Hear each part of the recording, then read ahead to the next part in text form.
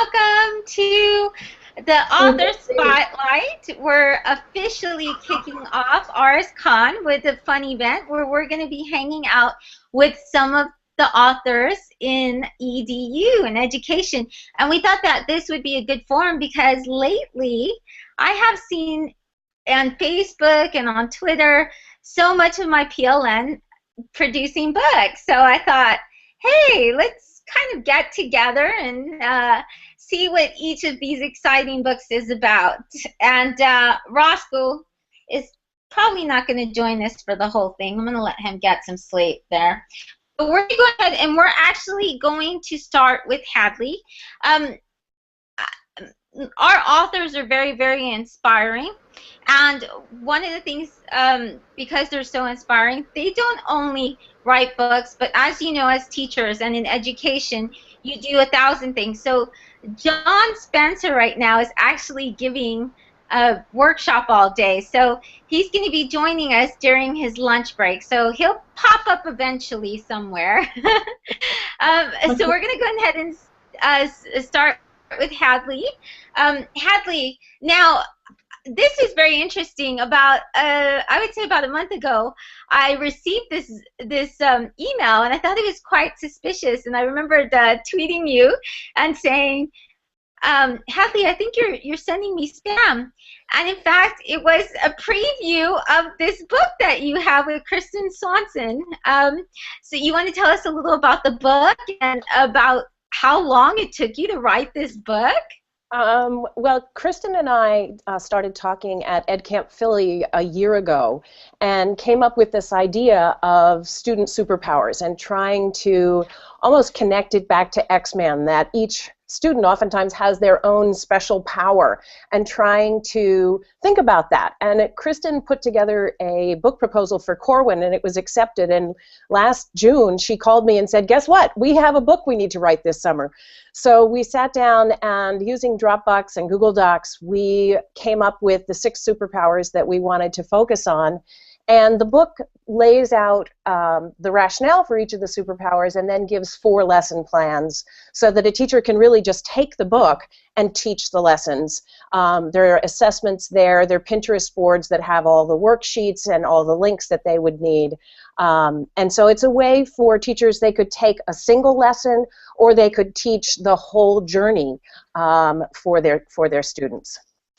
And so how was the process of working? How long did you and Kristen work together? And how was that process of working with somebody else?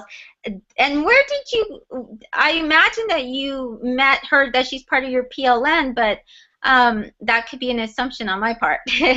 Well, Kristen was one of the original founders of EdCamp Philly, which I also am, and so we've known each other for a very long time. But she's now living in San Francisco, and so we did a little bit of everything in this collaboration, from phone calls to Google Docs to sort of deciding who's going to write this chapter, who will write that chapter. And then last August, I went out to San Francisco, and we spent a very intense long weekend going over every single word. And one of the amazing things about our collaboration was that the goal was really, like for so many educators, it was really what's going to be best for the kids. So if she had a better turn of phrase in a chapter that I happened to have written, once the chapters came together, it wasn't my chapter or her chapter, it was our chapter. The whole book was ours, and just trying to make it the best that we could and make it the easiest for the teachers who were going to use it. So it was a great collaboration. Oh, that's awesome. I'm going to go ahead and put the link there. I know it's Koren.com/books, book 242861, but I'll go ahead and I'll put that on the site as well. So how do you keep on being inspired as an author? Like, I know there are those times, because I just finished writing 2 books myself, and that was killer. I give hands to all of those who have written books, because it is a very difficult process, I have found. And so how do you keep yourself inspired in those times when you kind of feel like crazed? How do you get relaxed? Well, for me, this is the first book I've ever written, and so I was writing it with a co-author. So when I was having a hard time, there was somebody to bounce things off of, and I didn't have to sort of be in my own space just doing it, and that really helped. And I think that even when, I mean, I would assume when you're writing a book by yourself, you still need to keep those people that out there. That's the benefit of a PLN, is those people out there who you bounce ideas off of, because I think that this change that we're in the midst of is not driven by me, it's not driven by you, it's not driven by any of us individually, it's driven by all of us working together. And that as long as we keep that sense that we're not isolated, that it's about all of us working together, I think we continue to inspire each other. At least that's what I've found just personally in my own learning, that the more that I stay connected to people who are passionate about education, that wears off on me. I don't have to do it by myself. Yeah, no, I think what you said is really inspiring, and that's really good advice, to start with somebody else that can kind of be there to support you. Now, I'm going to give a chance for the audience to ask you any questions. Does anybody have a question? You can go ahead and you can go to the futureofeducation.com/RSConAuthor, and or you don't even have to go to RSCon Author, but if you go in the chat box, you'll be able to ask any question that you want to Hadley. Now, I had a question. Is this only for a specific, like, is this for elementary, or is it for high school, or what was the age group that you geared it to? We geared it towards an upper elementary to middle school. I'm a middle school teacher, and so there was an emphasis on sort of the kids who are already reading. But you could easily, part of what I'm going to work on this year is trying to scaffold it so that you could be using it in a high school setting. Because I think that a lot of the lessons you could take now as an introductory lesson on a high school level and then build the next level up. Definitely, yes, I think so too. And you know, I think this is really rewarding too, because right now there's so much cyberbullying, and our kids have such a difficult time going to school. So it's great to be able to have lesson plans and lessons that actually get them to build themselves and make them feel like they're heroes. Because I think nowadays so many don't get the chance to feel like that. I agree. I think that, I mean, part of our goal was to shift the power to the students so that they could take control of their learning, and it wouldn't be about the teacher having all the right answers. It would be about students learning how to ask questions, that there isn't a single right answer, that there are multiple answers, and to really follow their own passions and learn how to do that. Learn what does it take in this world to ask questions, to find resources, and to create from what you've found. Now, if they wanted a personal signed copy from you, are you going to be at any conferences or any ed camps that they should know about? Well, I'll definitely be at the next Ed Camp Philly. There's also the PAIS is in October in Philadelphia. We'll be there. I'll probably be. I mean, I'm sure to be at EDUCAUN. I'll be at the Association of Mid-Level Education. I can never get that title out, which is in Nashville in November, I think. So we'll be around.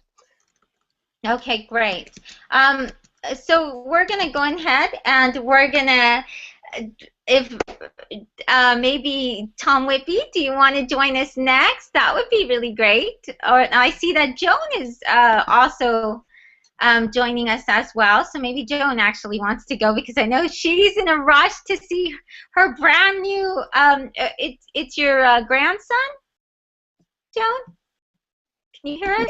Yes, it's my grandson. He's 8.5 months old and very busy and fun right now. And so any moments that I get with him are great. I don't know if anybody else wants to go first. That's fine. I have about 20 to 30 minutes, but whatever you would like to share. Okay. Well, we can go ahead, and that way you can get off and have fun and enjoy.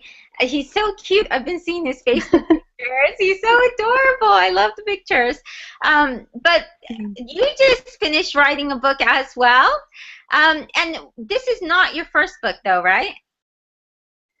Actually, it's not my first book. I wrote a teacher book for Scholastic several years ago. I think it was published in 2009, and it's a super sight word songs and mini books book. And so it was born out of my early days of teaching and seeing that my kindergartners could learn how to sing color words but not sight words, because we had songs to teach the color words. So I got some criticism. I was a first year, second year teacher, and the teachers around me didn't really recognize the value, but the kids loved it, and I took it to every school I went to and had my nieces and nephews record the songs, and then Scholastic wanted to publish it, so they recorded it. So why this book now? I've heard a lot of talk about it, and a lot of teachers have been saying that it's really inspiring. So it's been a few years, and so what gave you the inspiration for this book? So actually, the inspiration came because I'm on a mailing list for ASCD, and I get to review books. And so in the fall, I think it was like October, I got an email and asked me to review some titles, and I usually do. And I wrote back and I said, can I have your submission guidelines? Because I'm really curious about what it takes to write an RES, because I thought, oh, it's short form, it's 10,000 words. Maybe I could do that. And so it was a really, really quick process of talking with an editor about some ideas that I had and then submitting a proposal. And so from October to April was the timeline, and it was done. So that was really appealing to me, that I would have really tight guideline, and it's all stuff I've been writing about before, but it had to be original material, so I couldn't use any of my blog posts, but I could kind of go off of those. So it's just things I've been interested in for years. And what key points do you hope that your readers will take from your book? Okay, so briefly, the title is Encouragement in the Classroom, and it's really about taking principles of positive psychology, principles of appreciative inquiry, and seeing the things that we already do that are effective in the classroom, how we use humor, how we use novelty, how we use routines to keep kids safe, but also break them when it can make learning exciting. So really it's about kind of stepping back, evaluating your own environment that you provide for students, and finding those successes and duplicating them. So I want people to understand that this isn't a magic book of answers. It's just a way of looking at the work that you do in a positive light, seeing where it goes well, doing more of that, and maybe tweaking little things here and there so that your kids actually will take on challenges and be more empowered as learners. That was my goal. I really wanted this book title to have efficacy in it, but encouragement is all part of that. And so. Now, one of the great things is that if you want to hear, we're doing short little interviews, but if you want to hear more about this, Joan is actually presenting about it on, she's presenting about it at RSCon. So you can talk to her live and she can tell you about it, and maybe if you order a book, she can even sign it live for you during her presentation. Do you want to tell us when your presentation is? Yes, my presentation is Saturday, 11:30 Pacific time, I believe. And I'm really, really looking forward to it, and I appreciate the opportunity to share with people and really have us all learn from each other, because we all have examples that we, I think, forget about in the drama and the chaos that we sometimes find ourselves in the classroom. Well, yes, definitely, I agree. If you would like to ask her a question, or any of the authors, you're more than welcome to. Just in the chat box at thefutureofeducation.com, just go to the very bottom and you'll see something that says main room. Just click it and you're going to see a bunch of educators already talking. So if you want to ask a question, you're more than welcome to. And we are going to go ahead and go to the next author while we're waiting. We'll go ahead and go to Tom Whitby, because this is actually kind of funny. I just got a message on my Hangouts on the air, and it says, Tom Whitby blocked Tom Whitby. So, and it says, do you want to block Tom Whitby as well? So before you block yourself, Tom, we should probably interview you. Thank you so much, Joan. And are you going to any conferences or My anywhere my that life they might be able to run into you? my life is going to conferences. That's all I do anymore. I, I will be at the BLC conference coming up in C14 up in Boston, and then after that, I'm headed to Indiana for the Clark County conference for Clark County schools, and then I will be going off to an EduBlogger conference for Edutopia bloggers in the Luke Skywalker Ranch. It should be interesting. Okay, awesome. And Tom, you just recently finished writing a book as well, and you have a co-author as well, Stephen Anderson. Yes. And can you tell us a little about the Connected Educator? Now, it's not out yet, but they can pre-order it, right? Yeah, it's actually in a series of books. Corwin Publishing decided to come up with something similar to the Aries series, in the Aries series. They're all short-form books. The books that are coming out right now, there are 9 of them.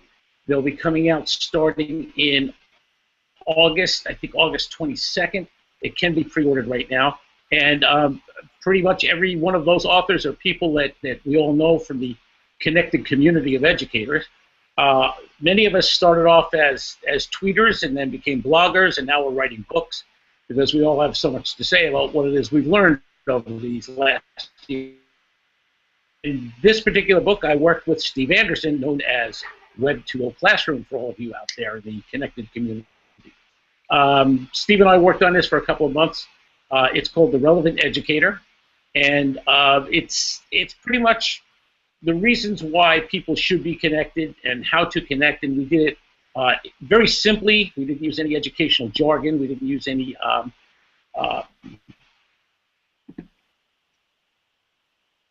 explained it step by step. The people that we're trying to get to read these books are not necessarily connected educators. We're really trying to get this to the unconnected educators so they can become connected educators. So everything kind of had to be spelled out. And if you are familiar with the way Steve writes or the way that I write, that's pretty much what we do all the time. So how did you guys actually coordinate with each other?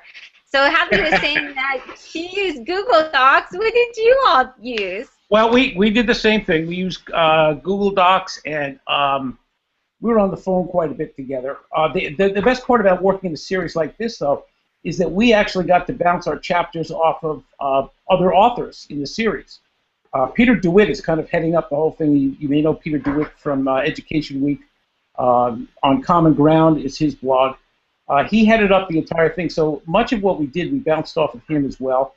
And when we finished the book, we were able to give it to 2 of the other authors from some of the other books to take a look at. I had ours. In fact, who also has a book in the series.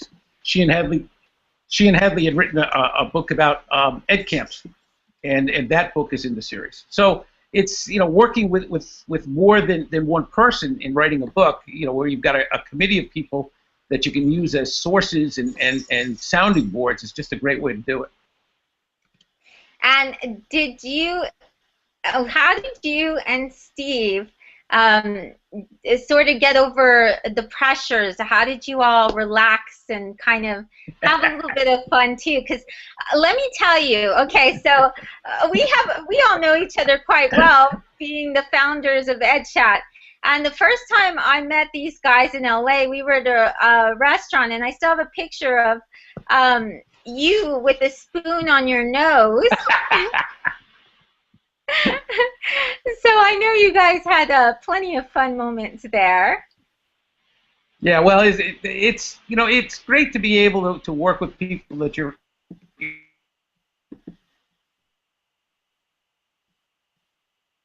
personal friends. I don't get to see you as often as I like, but Steve, I get to see a little bit more often. As a matter of fact, we just celebrated the 4th of July weekend together. I had Steve Anderson and Adam Bello and their families out to our beach house, and we talked about education for as the hurricane blew over us. It was a very small hurricane that went by. So we were 16 hours sitting in a house, drinking wine, talking about education. It was quite enlightening. I can imagine. I would have liked to be part of that conversation as well. Now, now that you've written this book, do you foresee yourself writing another book, or are you already, in fact, writing another book? Yeah, Corwin has asked me to write another book, and I'm starting it pretty soon. So I don't know if it's going to be part of this series again. I would imagine it would be. It's probably going to be a short-form book, but I'm writing about collaborative learning. And where it fits into what we do today. Oh, well, that's awesome. And do you have any upcoming conferences that you'll be attending as well, or any camps that maybe in the future? Well, when does the book come out? I know you can pre-order it right now, but when does it actually? So it's probably a little over a month away. And the first 4 books of the series will be available at that point. The entire series, I think, is can be bundled for those people who want to buy the entire series. So they've got the price range is pretty good. Our book, I think, is going to be somewhere in the area of $12 or $13. Right now, the pre-sale is, I think, at about $10. So it's pretty inexpensive. Okay, good. Yeah, that's a good deal if they get in now, then. Yep. Okay, and I'll see if any of our PLN had asked any questions in the chat. Let's see. We have a few conversations. And now Tom has been part of RSCon for a while as well. So this year I was really excited to be able to do this kind of spotlight event to kind of find out more about all these different projects our PLN is writing, but also so that way they could still be part of RSCon. So I'm really thankful that all of you joined us today, because I know some of you are presenting this year at RSCon, and some of you have presented in the past. So this is our last RSCon, the big conference. So it's kind of a great way to also celebrate all the wonderful and inspiring voices that we've really been fortunate to hear, and some of them are you all. So thank you for being part of RSCon as well, and just thank you for all the input that each of you has put. And I think our next guest is Sylvia Guinan, so I'm going to go ahead and bring her up. Sylvia, did you want to go ahead and go right now? Would that be okay? Yes, Shirley, yes. Can you hear me? Is it okay? Yes, I can hear you. Okay, fantastic. So Sylvia, you have a special surprise for us too. You have Elizabeth Solis with you as well that will be joining your interview.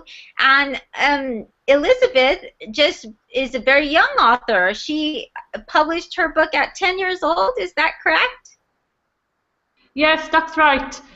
She's 12 now, but when she wrote the book, she was 10. Now, okay. I know it's like a children's book or something. Can you tell us a little about the book? Yes, I can tell you, and she'll be able to speak herself also. I'm not sure if you can see my camera or not, but it's on. Anyway, yes, she wrote a children's adventure story. Okay, would you like Elizabeth to talk about it? Yes, let me go ahead and put you up. It looks like your screen is dark. I'm not sure why. But I mean, you don't necessarily have to speak. Oh, I think you have maybe, are you screen sharing? No. So, do you mean you can't see me? No, I can't see you, but it might also be mine. When it has like a lot of videos and stuff like that, sometimes it slows it down a little bit. But we can hear your lovely voices. So, yes, we would love to hear her talk about her book. Okay. Elizabeth, do you want to talk about your book? What kind of book is this? Okay. My book is called The Magic Roots. It's sort of like a fairy tale, but with more adventure in it. It all starts with a big forest full of large trees, and each of them, in their widest route, have carved a story, carved in gold. And the only living beings who knew about it were the animals. And one day, one of those animals, a rat, told that secret to humans. And they gathered up and started chopping down the trees and collecting all the roots. The homeless animals went to the wise owl of that forest, and she decided that they should make some of the other humans that wanted the forest to live, make them plant other trees. So a hedgehog went there to a school and started shouting to the humans to plant trees. So they did it. And after lots of years, the forest grew and everything was back to normal. Well, that's incredible. Sorry. Continue. But after the humans got the magic roots, they lost completely their power. They weren't magic anymore. So when they went to sell them, all the other people realized what they have done, and they all went to prison. Okay. Okay. Okay, so that's kind of the lead into the story. Then after that, a musician visits the forest 100 years later and meets the spirit of the forest. And they go on wild adventures together, trying to find out the secrets of the magic roots. Now, so it's 2 years later, what has resulted from you writing and publishing a book? I mean, that's amazing, but what kind of things have you seen as a result of this?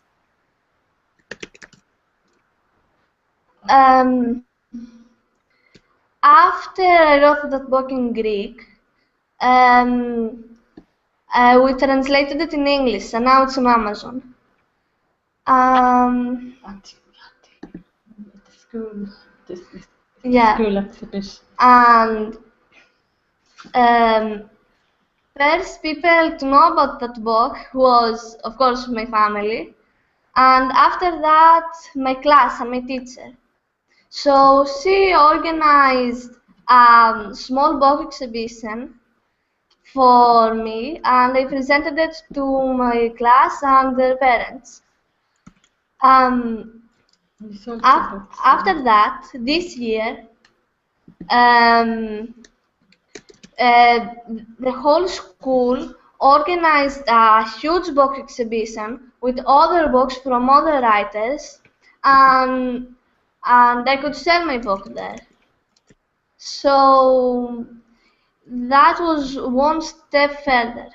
Okay, and you did your book exhibition for the with lots of other writers. And also, last year in village here, there was an even bigger book exhibition with other writers from all over Greece, and I presented it there. That was the biggest thing that happened with my book, because they wrote about it in newspapers, and lots of other writers saw it and said that it was good. Oh, that's amazing. Also, I'll just add a few extra information.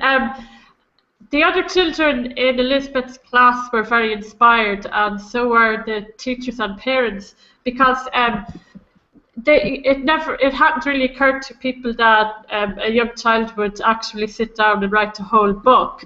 And after that, we had some meetings with parents to discuss how we can encourage children to read more.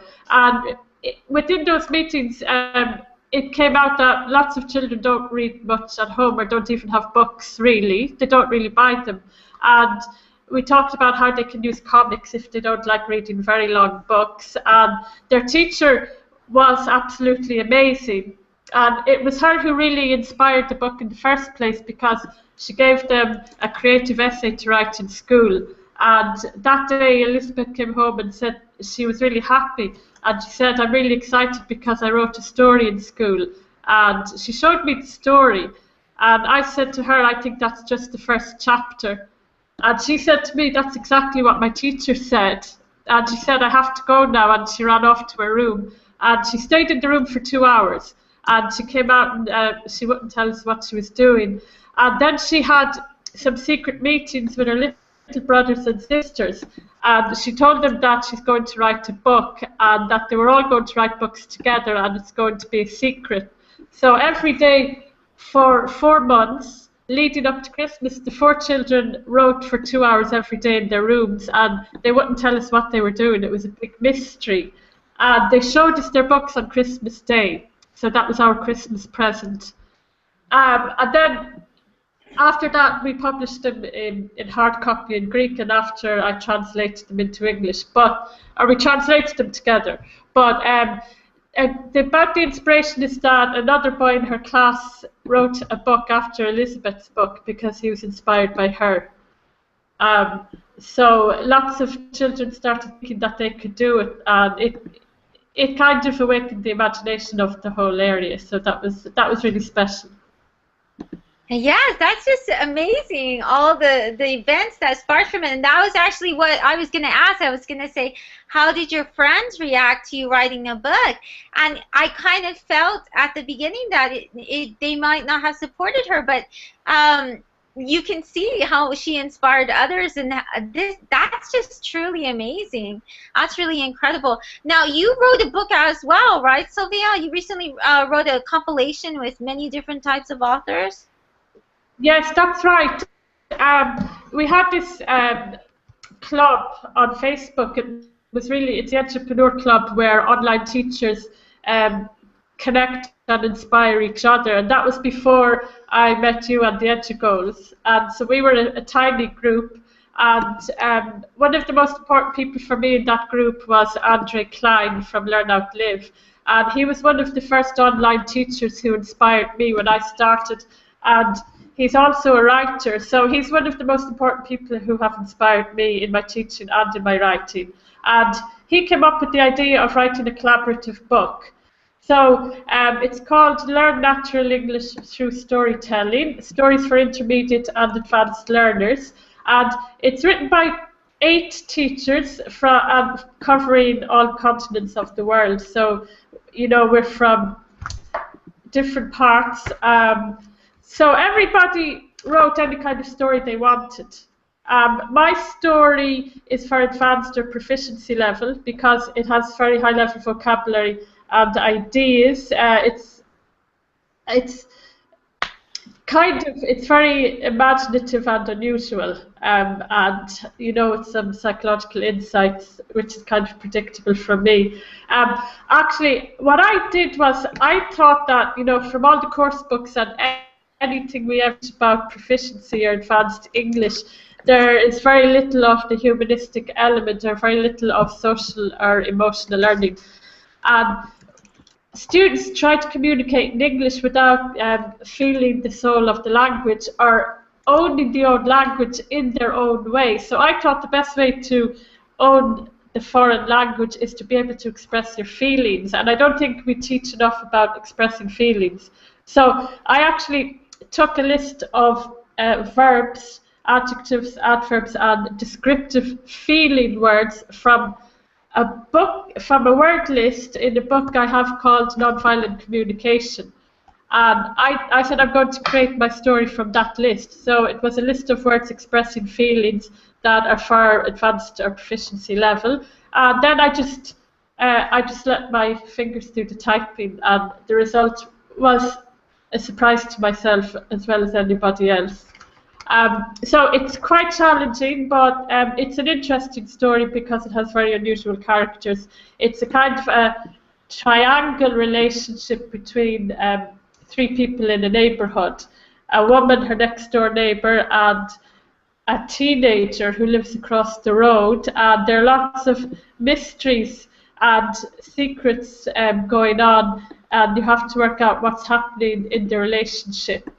So yeah, it definitely keeps you interested until the end, because it just, different elements unfold and you don't know what will happen until the ending. After the story, all of us put exercises, vocabulary word lists, and lots of exercises for students to learn everything about vocabulary and meanings and that kind of stuff. The other stories are wonderful. Other teachers wrote for intermediate level or lower levels. Jason, Fluency MC, turned one of his raps into a poem and a story, very, very inspiring. Most of the stories are inspiring and have some lessons to learn in life, and I've written reviews about this as well on my blog, so maybe I can share the reviews later somewhere for people to find them. Yeah, definitely. Put those in the chat box, the Google chat box next, and I'll go or just email them to me, and I'm gonna add all of this to the site afterwards, so that way they can go and they can find your books and they can download them and read them or get them on the Kindle as well. So thank you so much, Sylvia. Thank you so much for joining us, and we're going to see you at ArsCon. You are presenting, and what day are you presenting? Sunday. Okay. Yeah, Sunday evening. Okay, so I can't wait for that. I've got lots of ideas to share, and it's always a wonderful experience, and I'm so happy to be included and working with so many wonderful people. Well, thank you. No, thank you for joining us. And now we're going to have Mark Barnes. He's going to come up and talk about his newest book. And I have to say, Mark has actually helped organize ArsCon. He's been one of the organizers, I think, 2 years in a row. And I don't know how Mark does everything, because you teach online, Mark, and then you also, this is like your 6th or 7th book or something? I'm working on my 5th book right now. I was pretty close. I always say I wonder how you do it all. You do a lot more than I do, Shelley. Well, I'm a little insane. That's probably why. Sorry. But on your recent book, you're talking about mobile learning. So, do you want to tell the audience what? I know there's other books on mobile learning, but I know you always come up with some really great, wonderful stuff. So, do you want to tell the audience, like, what are the key things you hope they will take away after reading your book? The book is called Teaching the iStudent, and it is it's a short format book. So it is the subtitle is A Quick Guide to Mobile Devices and Social Media in the K-12 Classroom. So it's a quick read. It's about 60 pages long, published by Corwin. It's actually not out yet. It'll be out in next month. The idea behind Teaching the iStudent is to emphasize how much mobile learning is a part of education now. It has been something that's growing in the past few years, but still it's amazing how many educators really worldwide don't grasp the level of mobile learning and social media and how powerful they are for education. So the main takeaways from the book are, first of all, that mobile learning is not going away anytime soon. In fact, it's growing, and there's a lot of research that indicates moving forward that probably we're 5 or 10 years away from every student having some sort of mobile device in their hands. And also that social networking is not only something kids want to do, but it is another powerful source for learning. So there's a lot in the book about content curation and talking about how to help students use social media and mobile devices appropriately. There's a section in the book for people who aren't really aware. There's sort of a vocabulary section that is, here's words and abbreviations and things that any average teacher should understand for mobile learning and social media. So that's pretty much it. It's all about using the tools and using the networks for learning. Now, what goes with mobile learning, and I know a lot of teachers, because I just finished my mobile learning book as well. So what are your favorite apps? What are the apps that you use and you recommend and you love?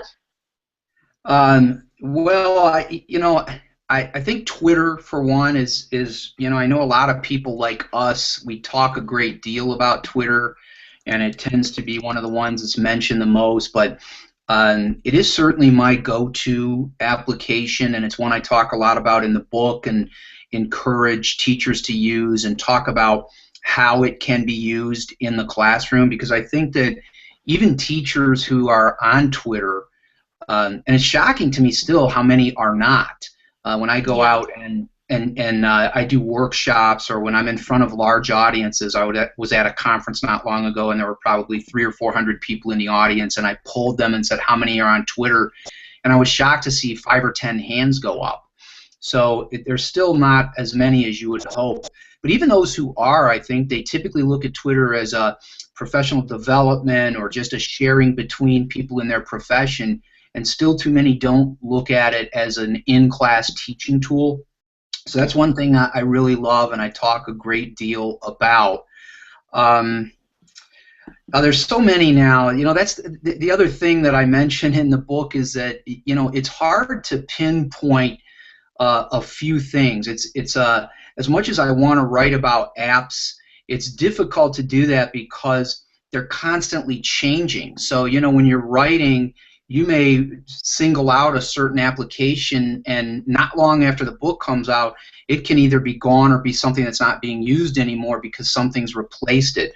So that's tricky. But as far as for learning, other than Twitter and other social networks, and most of it could be considered a social network, I'm a big fan of KidBlog, because I think that everyone should be blogging, because getting kids to write and apply what they're learning to writing is just a critical thing, and it's in every subject, and that's something that we have to consider, is getting kids to write in all of our subjects.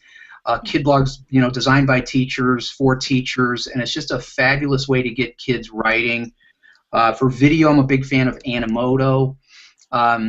Again, very easy, and what's great about these is they're now, because we're moving to the mobile generation, these are not just web-based tools, they are mobile tools. So what's great is, obviously Twitter you can have in the palm of your hands, KidBlog has an app now you can have it in your hands, and Animoto, you want kids to capture something on video and annotate what they've captured, it's all right there at their fingertips. So that's a few of my favorites. Well, I like what you said. Well, I recommend all of them as well, and I have to agree with you. There's so many apps, and they just change so often. But as far as Twitter goes, they've made a lot of recent changes, and do you think that the new changes, such as now, you're able to even put filters on your pictures and stuff and make them really nice, and you can tag people. Do you like the way that it's headed, and do you think that's good for teachers to use for learning as well? Well, I think the improvements are fantastic because, first of all, kids and really anyone, but certainly kids are really into the graphic nature of social media.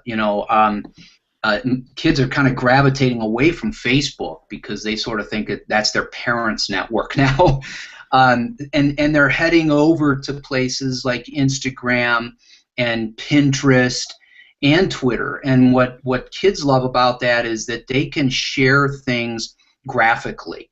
And I think we have to pull that into learning as well. Sure, we want kids to read, sure, we want them to write, but if we can encourage them to tell stories in a combination of graphics and words, and to curate those on these social networks, then I think we can only bolster learning. So I like the idea of what they're doing with the pictures. I think you can now put almost a slideshow up to maybe 4 pictures on one tweet, which is really great. And the filtering aspect as well. And we have to teach kids appropriate use, and that's another thing I write a great deal about in Teaching the iStudent, is how to teach kids appropriate use instead of putting the devices and the social networks away. I think you make a really great point, and I'm glad that there's so many teachers that are now starting to test it out and try things. And I like fun apps myself. I teach a lot of young learners, and but even adults, they're young learners as well.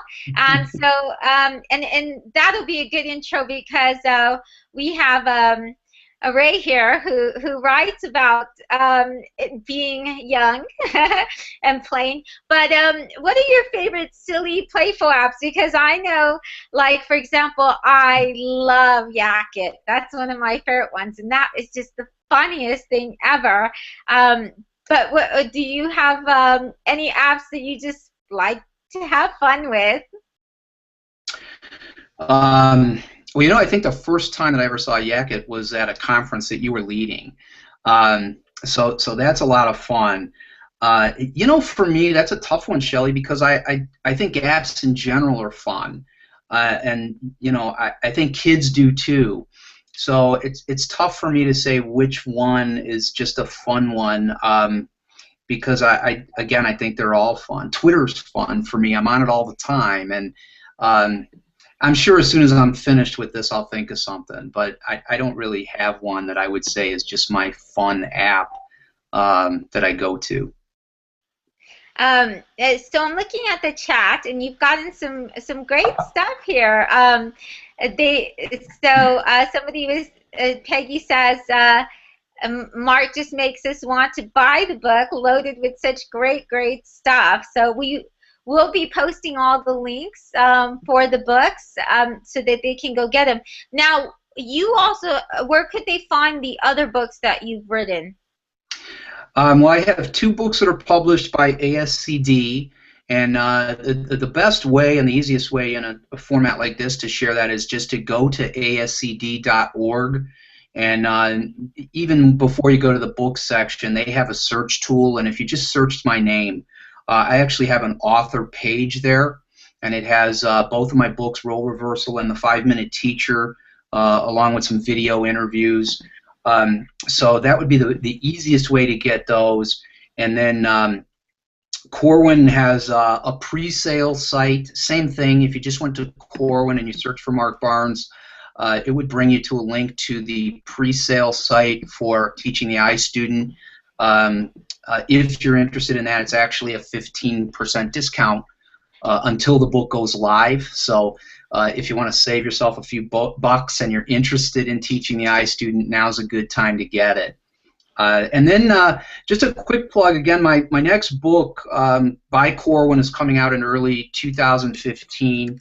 And I know that's probably too far away for people right now, but if you want to put it on the back burner, I'm really excited about this. It's called Assessment 3.0, and the subtitle is How to Throw Out Your Grades and Revolutionize Learning. And anyone who knows me knows I write widely about assessment and narrative feedback, and that we need to stop measuring learning. And this book is really all about how to do that. And I think it's major reform, and I'm really excited about it. Well, it sounds really exciting, and I definitely like the title and the topic as well. And I know we talked a little about it in email, so I'm really looking forward to that as well. Thank you so much for joining us, and thank you because, you've helped with RSCon so much, and now that this is our last huge conference, it's kind of like a bittersweet moment. But thank you, Mark, for all the organizing and time you've given when you don't have any time, so thank you. Really appreciate it. Thank you, Shelley. I wish I could have organized and presented and all this year. I'm happy to be a part of this, but yeah, this year the work finally caught up with me. No problem, no problem. And we'll be looking forward to those books, so thank you. All right, thanks. And we're going to go ahead and have Ray step up. Larry Perlazzo is going to be after Ray, so you'll be looking forward to seeing him next. And let me go ahead and put you in the big spotlight here. It put me back on there. It's insistent on putting me on. Why? It's your beautiful face. Oh, it's lovely to see you. Haven't seen you for quite a while. Last September. Pica, yeah, I know. Ray Pica is of fame other than her books on Twitter, and if you're part of the PLN, you probably know her for being part of and founding, right, the BAM Radio Network. Co-founder, yes. Co-founder. And, you know, that's just one of the most amazing and inspiring resources for teachers. So I really have to thank you for that. And you know what I really love about you, Ray, is that you do so much. And you're, for me, I think you're just such a force, like, you know, almost like what they call edgy rock star, but you're just like you're so humble about it. I've never heard you say anything about it at all. So, oh, thank you. That's really sweet, and it's kind of funny considering the topic of my RSCON keynote tomorrow. You know, the whole humility thing, because I don't feel comfortable with self-promotion. Yeah, and I think you do it so well because you've accomplished so much. And your books, now your books are about play and about body, mind, and spirit. Can you tell us a little about what key points you want your readers to get out of your books? Well, all of my books to date have been about moving, you know, moving and learning, which is the name of my company. And the ones that I'm promoting here are the Moving and Learning series, and this is early elementary children moving and learning, and there's also toddlers moving and learning and preschoolers and kindergartners moving and learning. These are physical education curricula, and they have original music written by Richard Gardzina and with lyrics written by me, and that was fun. And it's what early childhood physical education should be. So they were published by Red Leaf Press in May of this year, and I'm really excited because it seems like the right publishing house for them. So it's, you know, it's the basic locomotor and non-locomotor skills, basic body and spatial awareness that all children should have, you know, the foundation they should have before they go on to the sports-related things. I mean, it just makes me crazy when we start the little ones off, you know, with soccer at 9 months old. You know, it's just not developmentally appropriate. So these curricula are. Well, I think your book is so important right now because in a lot of schools and elementaries, I've even heard that they now, with the emphasis on testing, that they don't have a lot of movement. So I think books like yours that really promote this are really great. And what kind of feedback have you heard from having this venture and really promoting movement? Do you have any like highlights you'd like to share? Highlights, lowlights. You know, I've been doing this for 34 years, Shelley, and you don't look it. Oh, yes, I do. As I'm looking at this, I'm thinking I should have put a turtleneck on. But yeah, I've been doing this for 34 years, and it sometimes feels like chasing one's tail. You know, it is challenging. In the beginning, early childhood professionals didn't want to hear the words children and movement in the same sentence. They sort of backed away from me as though I were a dentist holding a drill, you know.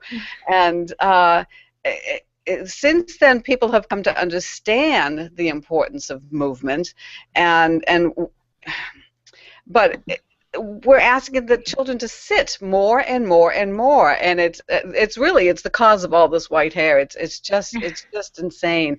And when we think about the body and the mind as separate entities, it just makes me crazy. I don't even begin to understand that way of thinking. And so my work is not just about physical activity for the physical domain. I mean, it's about educating the whole child, you know, and young children need to physically experience concepts in order to really understand them, and then the information stays with them so much longer. So it's, you know, in addition to these, I've written Jump into Literacy and Jump into Science and Jump into Math and blah, blah, blah, and it's all using movement activities, physical experience to get those concepts across. So.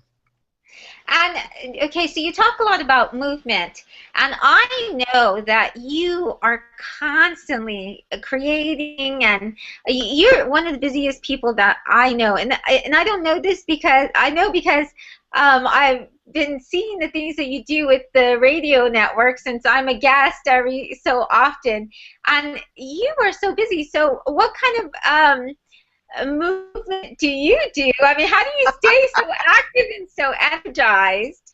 Well, you know, I did have a writing disease for a while, is what I used to say, and then it went into remission. But when you're doing all this kind of work, writing and doing radio interviews, you're sitting on your keister in front of the computer a lot.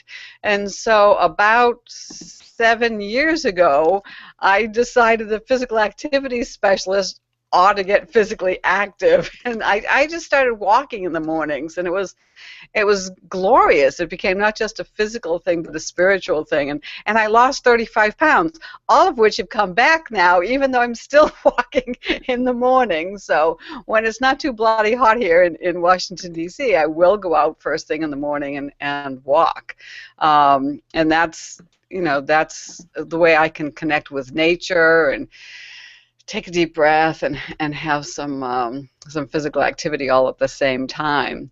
And I do want to tell you that all of my past books, while they have been even about, you know, about movement, whether I'm writing for teachers or for parents, and those haven't gone over very well. I've written 2 books for parents on the importance of physical activity, and they just don't want to hear it. So anyway, my newest project is going to be published by Corwin, and I'm very excited about it, and it's based on a piece I wrote for Huffington Post called What If Everybody Understood Child Development? And it was just a burning question in my mind, because it seems as though so many, certainly administrators and policymakers, haven't a clue about child development. And so it's going to be a collection of 29 essays that look at, you know, really what is developmentally appropriate for children, say pre-K to grade 5. So that will come out in 2015, and I'm very excited about that too. But in terms of writing, it feels like this is the first real writing I've done in a long time, because curriculum and, you know, activity books come more easily.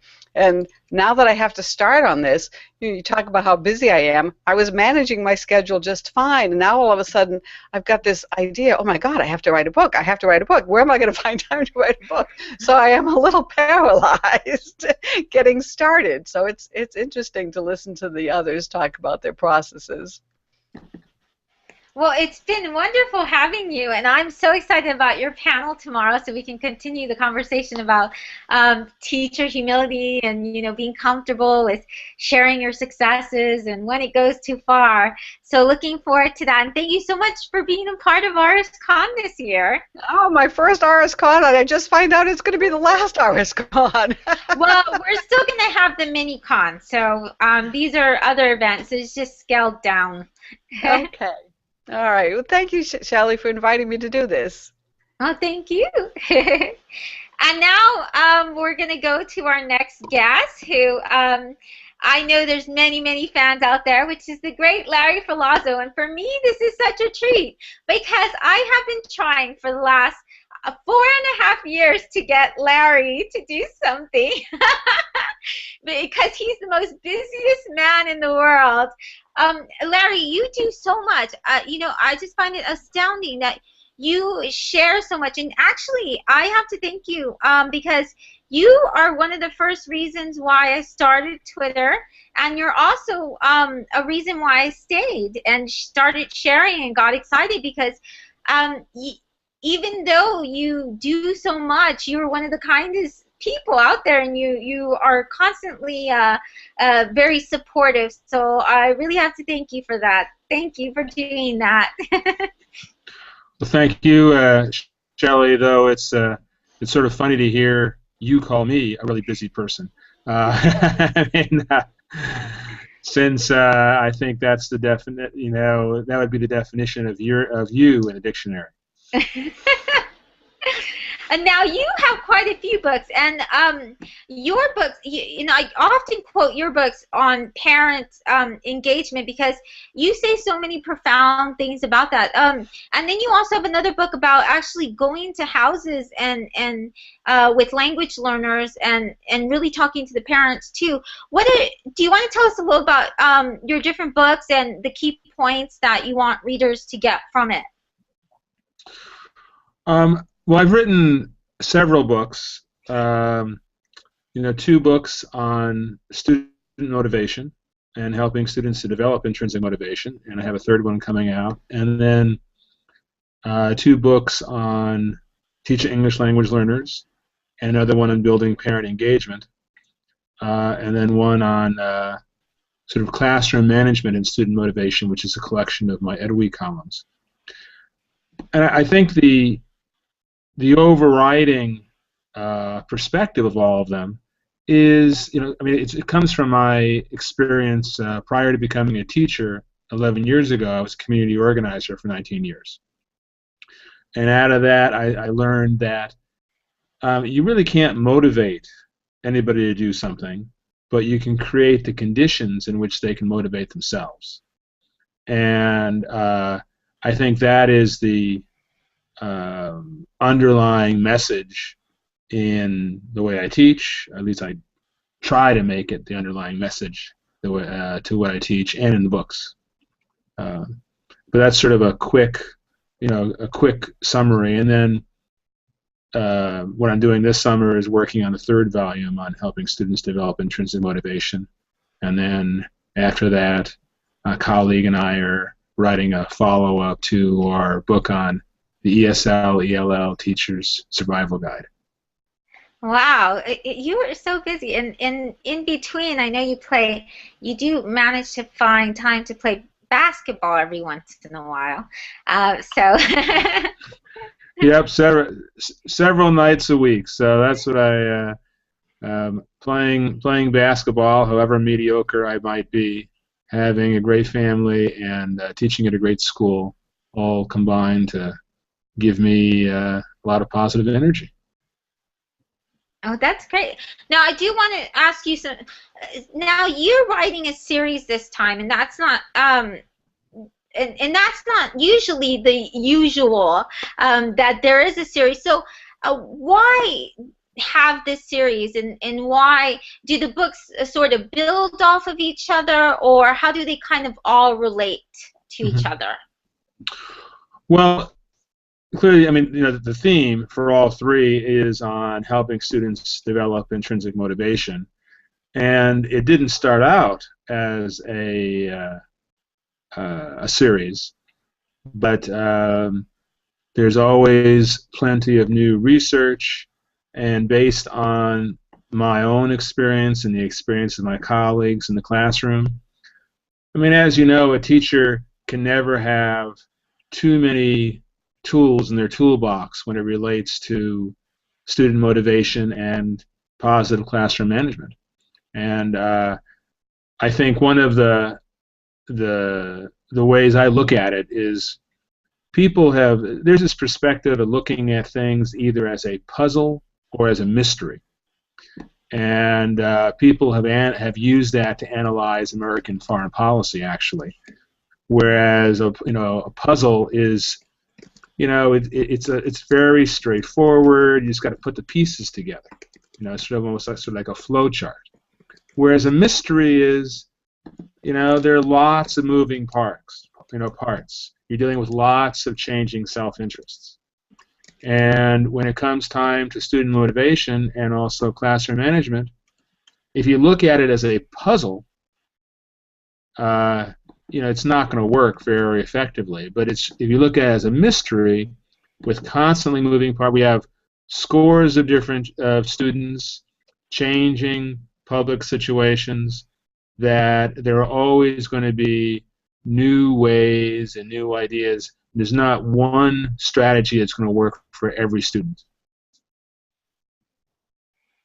And I think that it's great that you say that, because so many times, and I think that's because you're still a teacher, and that really blows my mind, because I know there's a lot of people who write and in education, and including me, and I do teach, but teachers these days, and but you're still in the classroom, and that just really blows my mind. But that you keep that element of that, you realize that each teacher that's reading it's different for them, the experience they're going to have with your books and what you recommend. So I think that's really great that you do that, because sometimes you read these books and it seems like they're saying this is the only way you can do it, and if it doesn't work out, then the teacher starts feeling like they're just not that great, or that they're doing something really wrong. Yeah, well, I mean, and I've certainly, I've learned through trial and error, and some of the things that I do one year don't work as well the following year with a different batch of students. And I teach at Sacramento's largest inner-city high school, and certainly outside environments, around, for example, the recession and lots of other challenges that families affect, it also affects students and creates different stresses and pressures. So we all live in a changing world. We've got to adapt. Yeah, I think that's great. And also I like that you, and I think that's a big part of student motivation too, is that you include parents in that equation. And I know for a lot of teachers that can be pretty scary as well. To have parents really have a say, and I bring back your book because it had such a profound effect on the way that I looked at engaging parents, because you said that there was a difference between involvement and engagement, and often we're okay and very happy with parents, for example, baking or being chaperones, but that we need to give them much more say. And I just thought that was really profound when I read that from you. I was like, wow.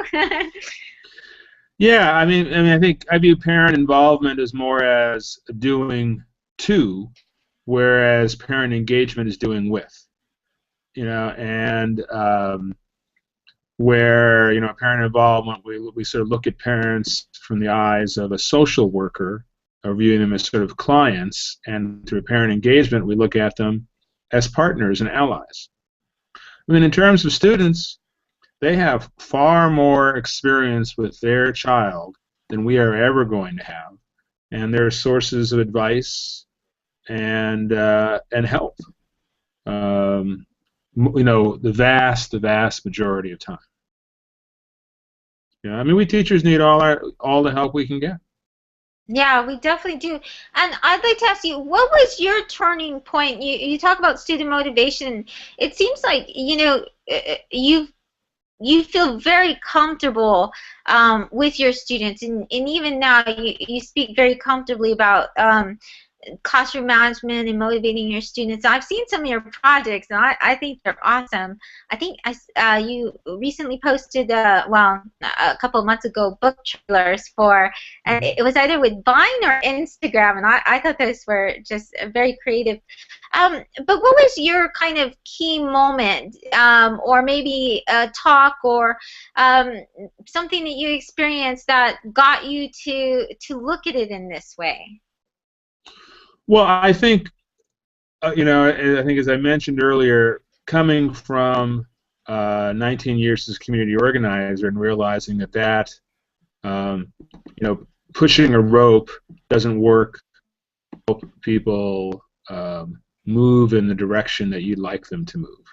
That really what will do that is developing relationships and then helping people figure out a way to connect those relationships and what you've learned out of those relationships about people's hopes and dreams and interests, and to connect those hopes, dreams, and interests to what's happening in the classroom, what's happening in what's happening in the community. That is the best way to move people in a positive direction and to help people want to move in a positive direction. I think it makes me feel better about my teaching. I think it's less stressful for me. And I think it's ultimately a much better situation for students or for parents, for all of us, right? I mean, nobody wants to be viewed as a rat in a maze. People want to feel like they have, control over their lives and that they are the engine that moves it across, moves it forward around their dreams. Does this always work? No, right? I mean, have I used bribes or threats to move things forward because of an immediate situation that needed to get done? Of course I have, right? But the question is, do you have an exit strategy?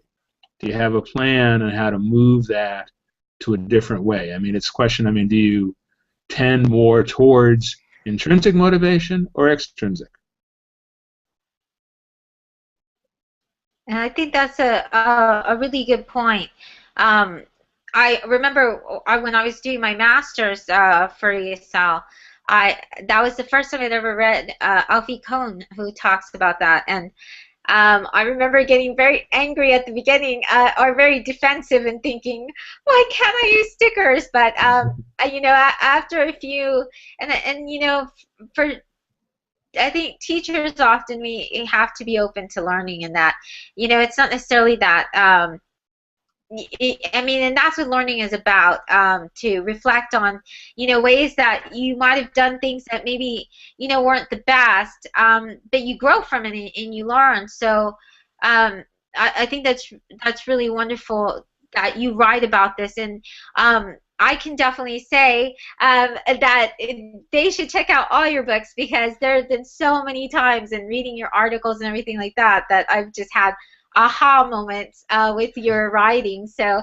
I really do. I know that a lot of people know you for being the world's most incredible resource sharer, but you also, in your writing, it's different. You're very thoughtful. You're very caring, and you do say a lot of things. At least for me, open my eyes, and we're like, wow, that's a great way of looking at it. We didn't have any questions except for kind of one. Craig Yen, who's also in the Sacramento area, would like to play some basketball with you sometime. So I think there's a little basketball challenge there. Okay, it sounds good. Anytime, any place, Craig. Well, thank you so much for joining us. It was such an honor to be able to hang out with you today. And you can always find, if you don't follow Larry Perlazzo already, they can do a search for you. Also, you're an author on Amazon, and that's probably the best way to find all of your books. Yeah, Josie Bass and Routledge and Linworth have been the three publishers of the book, so I think Amazon has them all.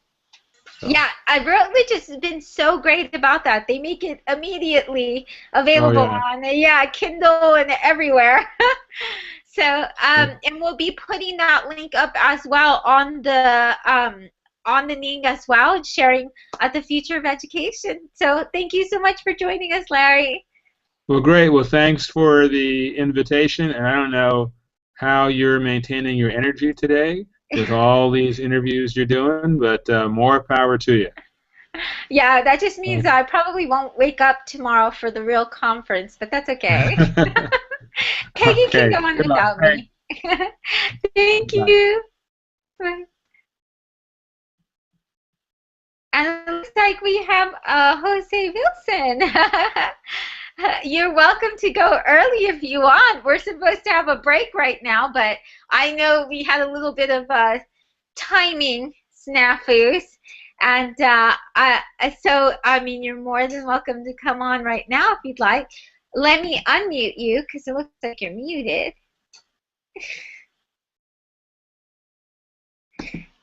And I think you muted yourself, so I think you have to unmute yourself.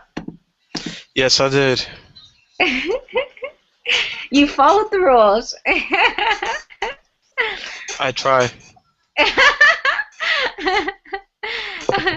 I think it's so great to have you here as well. And you know, last year you did a keynote for RSCon, and you know that was one of my favorite keynotes of all 4 years. It was just really inspiring. So I really appreciate it. Thank you so much for doing that. I really appreciate you being part of RSCon. So I have to say that first. And you, at the time when you were doing the, when you were at RSCon, you were still working on your book, or your book was just being released at the time? I remember. Just before, yeah, I mean, I pretty much had most of the text in front of me. It was all a matter of editing at that point. But that whole, like, 6-month period was a big blur to me anyway. So, I mean, when did I do that again? Well, last time we had it in October, so it hasn't even been like a full year yet. Ah. Did I freeze? I can't hear you. No.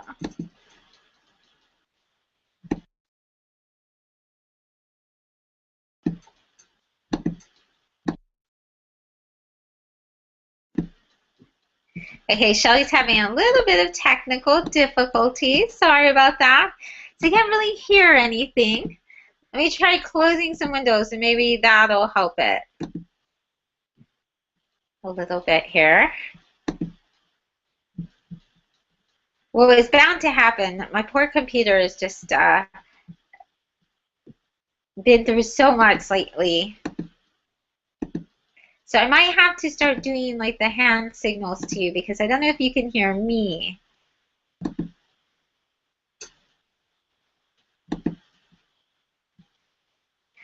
I don't know why I can't hear you. That's so strange. Okay, let's try this again.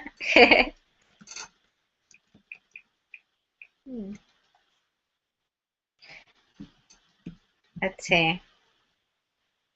Oh, you're not on with us anymore.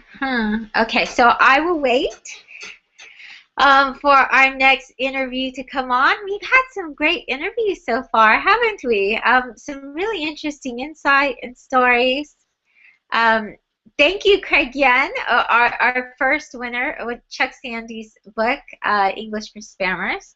And Craig has been doing an incredible job of tweeting different little tidbits and stuff, so that's really awesome. And he's also part of this as well, of RSCon, so you can see him. I believe it's on Saturday that he does his presentation. We are actually supposed to be on a break right now, but when we come back, we're going to have Principal L, and we're going to have Jose Wilson again as well. So, and then we also have Shift Paradigm, Mark Weston, Pernell Rip, and Steve Wheeler, and hopefully John Spencer coming in as well. Oh, there you go! Yay! You're here again. We made it. We made it. Don't know what happened there. That was weird. Yeah, that was quite weird. Well, it was in October. That's where I left off. I'll tell you, it was October when I left. Jesus Christ. So, wait a minute. Yeah, no, I was still in the editing process. I mean, the book it was in October, and the book it is now are like it's almost a completely different book. So, I mean, I'm glad that people enjoyed what they heard, but I hope that they like the one that they got now better. Um, you know what? I can attest that they do because I have heard a lot. You have a lot of fans, by the way. Just trying to be like you when I grow up. Well, then you might experience a growth problem because I don't ever seem to grow much. But yeah, Rafran, so I know she's a big fan. John Spencer was telling me what a delight it was to hang out with you at ISTE, and loved your book as well.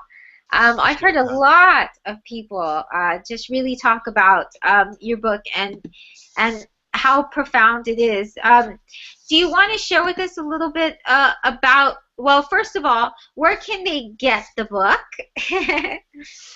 They can get it pretty much wherever books are sold. I obviously recommend getting it directly from the publisher because I'm fairly independent, and even though Haymarket has a really big roster of really awesome people like Dave Zirin, Howard Zinn, and Aaron Dotsie Roy, it's important for us to support our independent publishers. So that's kind of where I want everybody to get it from.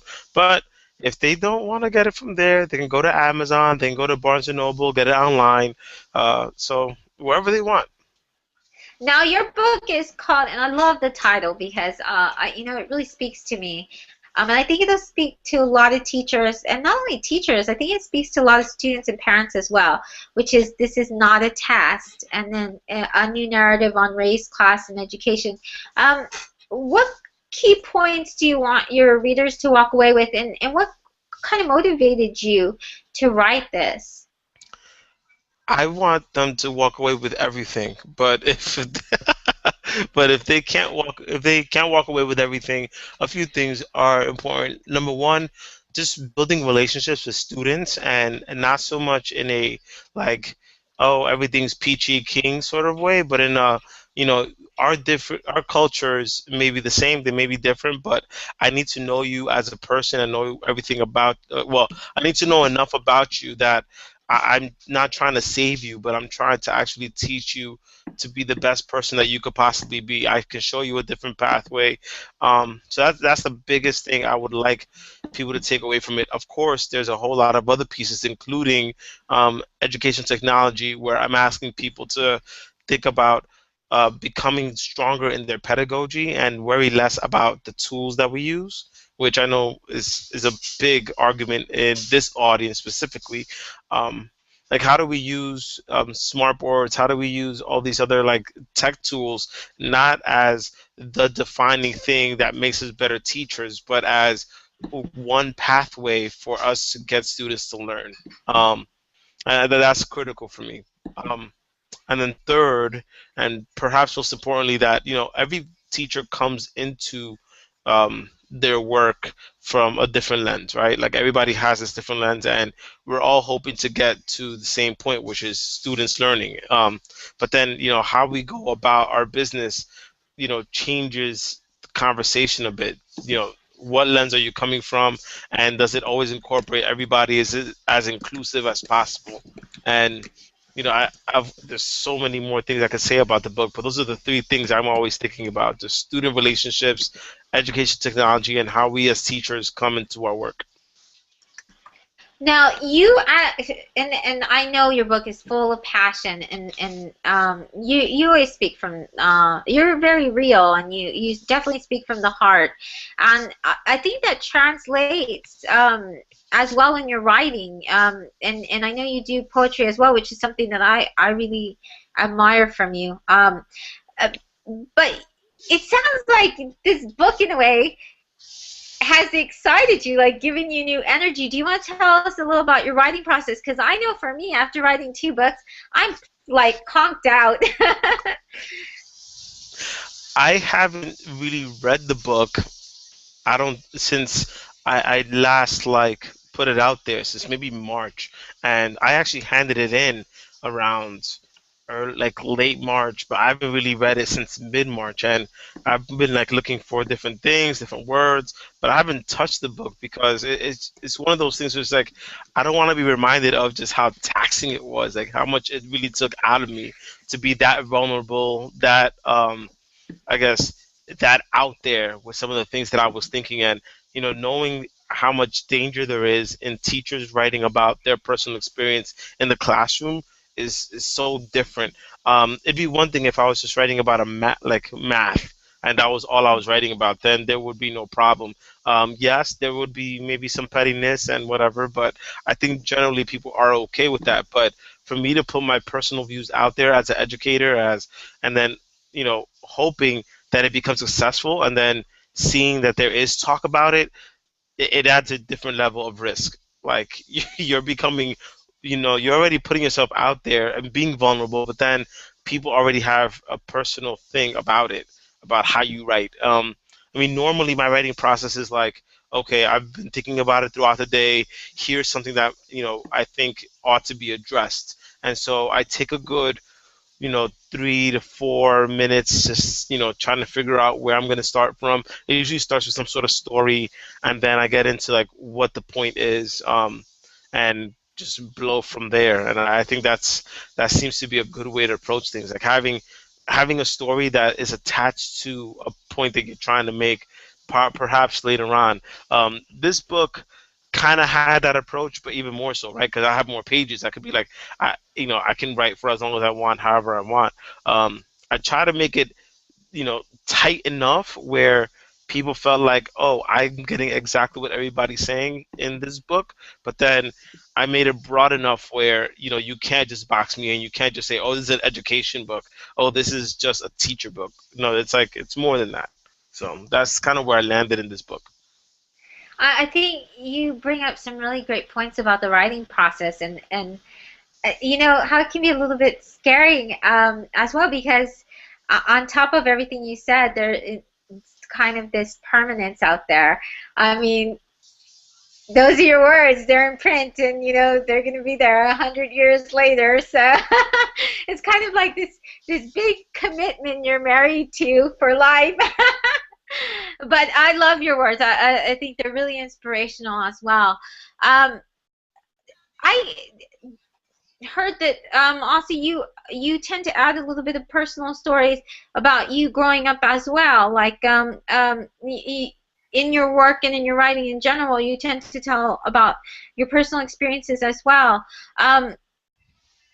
Doing that, I mean, what kind of reaction do you get from all this? Because it's like people also learn about you and kind of really personal things, Oh yeah.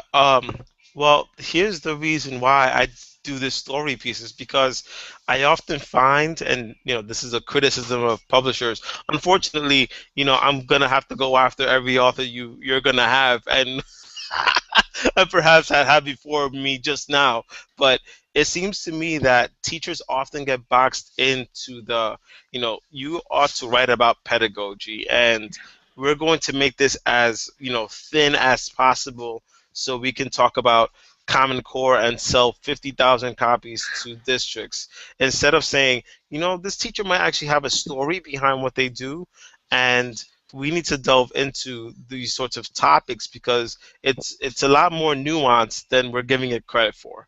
We don't give our experiences in the classroom and out of the classroom enough due within our stories. Like, there are stories out there as to why we became teachers and why we want to be in the classroom that don't often get out. And then, of course, the few people who do that, 9 out of 10 of them leave. The 5 or 6 books that I can think of, I won't name them, but the ones that have some story attached to it and have some critique of what happened in whatever the school district is, they left the year after they wrote it, right? So what does that say? I think it tells me that I may be on the right track in terms of trying to get teacher stories to come back into what we consider a book, and then saying, okay, these are the stories that we as teachers come in with. We are not just one type of teacher. We are not just this, that, whatever. Like, we are a multitude of things, and we want a multitude of things for our children. And that's kind of how I think about the personal stories. Like, if I keep adding more personal stories, how much more vulnerable can we make ourselves so we can open ourselves up to be more human to our students? And I think that's really it becomes more. It's like you get this personal relationship, and also they get to see you as not only like their teacher and role model, but it's like I think they get to see you as a real person who went through things too. Like, that kind of gains. I mean, I think that gains them kind of a respect for you as well. Yeah. I mean, it's weird though, because I also try to make sure that there is this difference between Jose and Mr. Wilson, which I've highlighted in my book a lot, and in my writing a lot. But then it's like this book kind of melds them together. It's like you can't escape either one, and by the time this book was published, everybody started searching me on Google like, oh my God, he has a book out. He has a book. He's got like $1 million. He must be making mad money, yo. And I was like, kids, that's not quite it, but I'm happy you're happy. But I think they do see me in a different light, because I do have this added dimension of, oh, he also writes. Like, he has a life. He gets, he doesn't just hide in the closet from 3 p.m. till 8 o'clock the next morning. Like, he goes home and he has a life.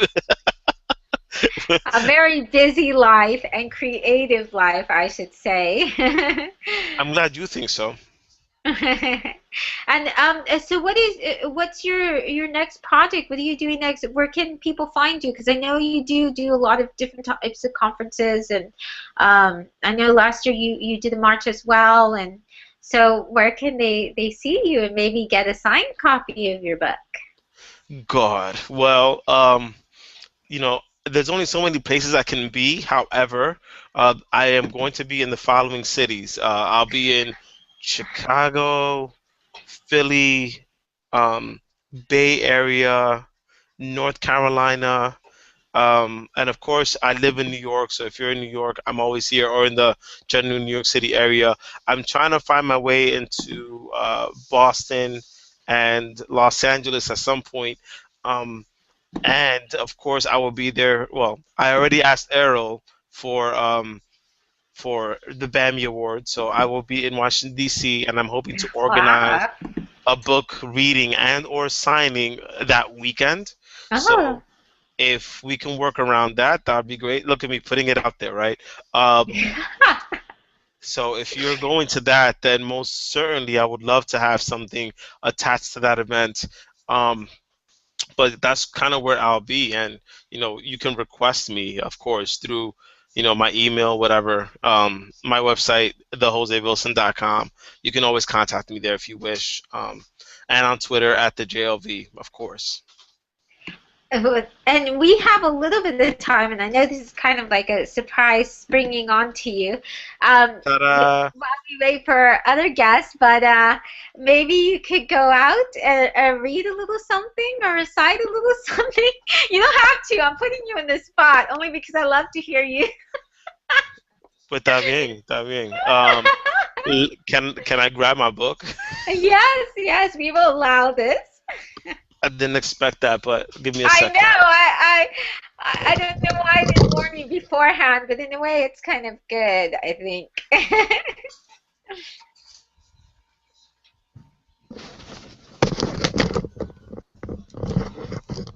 Yellow.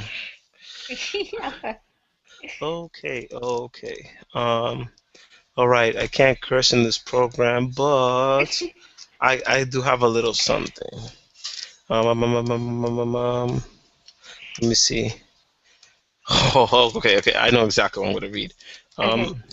Okay. Come on. Let me see. No. Yes. Here we go.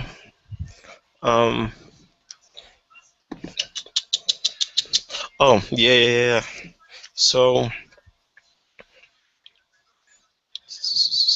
just about everyone gets a seat at the proverbial table to design the curriculum. Okay, wait, back up. This is from my Common Core chapter. If you have the book already, I am reading from Getting Less Than You Give on Common Core State Standards. That's deep in the book, so it's about part 3.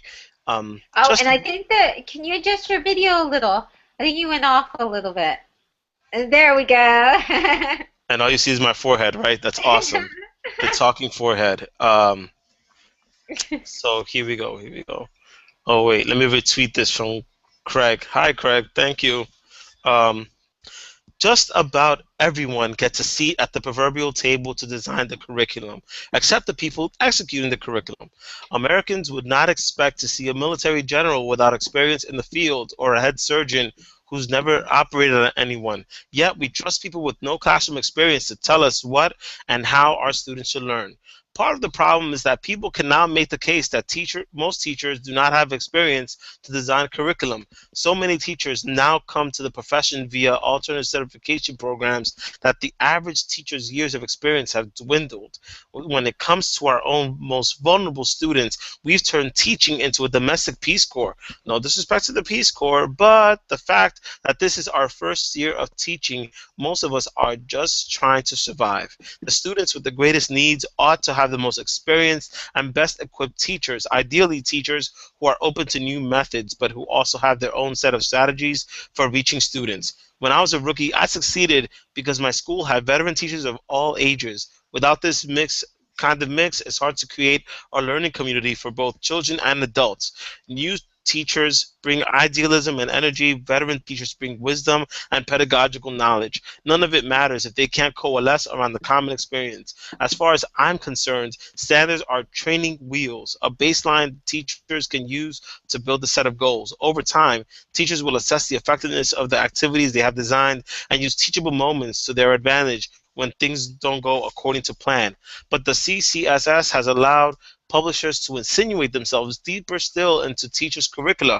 They slap Common Core aligned stickers on their products, regardless of whether those products are actually aligned with the standards. They provide online materials that contain glitches and are confusing to navigate in the hopes that teachers try to stay on their own pages as long as possible. Then they can turn around to the districts, show their page view statistics, and say, see, teachers are just not adjusting well to the new technologies. Give us more money to help us fix this. If a teacher still doesn't get it, textbook publishing companies like Pearson are happy to dispatch instructional coaches to come in and provide professional development on this products, not to mention criticism of anyone who dares to question its value. If a teacher still can't be convinced, an assistant principal or a coach might whisper a few things to the principal about said dissident about being out of compliance. Any initiative, even one as intriguing as the Common Core State Standards, sows seeds of distrust as long as the structures of our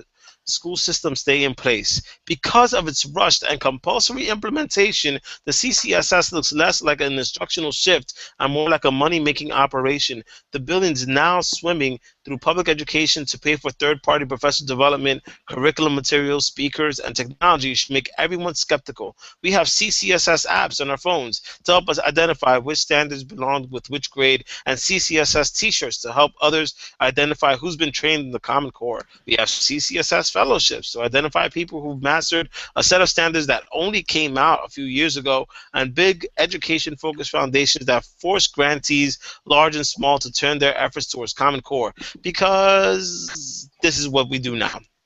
Okay. Woohoo! Yay. That was awesome. And a great treat is they can always check out your keynote from last year where you read a lot of different poetry. And I don't think we censored you last year, so it's some poetry even about growing up and some of the things that you experienced, which was really incredible.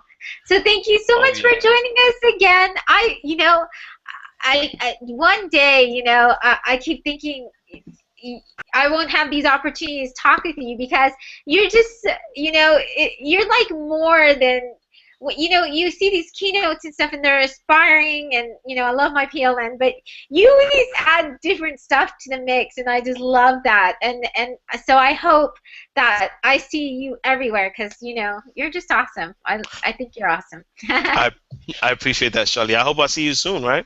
Yeah, I was so sad that I missed you at ISTE, but at least I got to hear, that stories that you hung out with other people that I know. So. That's fair. That's fair. We'll find some time. We'll find a day. We'll find a place. We will. We will.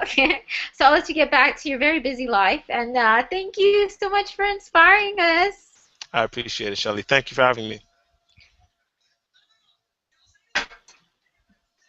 I think we're going to go take a break right now, just for a few minutes, because we're going to have coming back it's the program. Now, we've done things a little bit different because you have to understand, when you organize a huge conference like the Reform Symposium, time zones tend to be your enemy. So if you're ever organizing an online event, you can take that tip in mind, because and I wish I could say that there was some tool, there's some kind of like that has fixed this yet, but there really hasn't.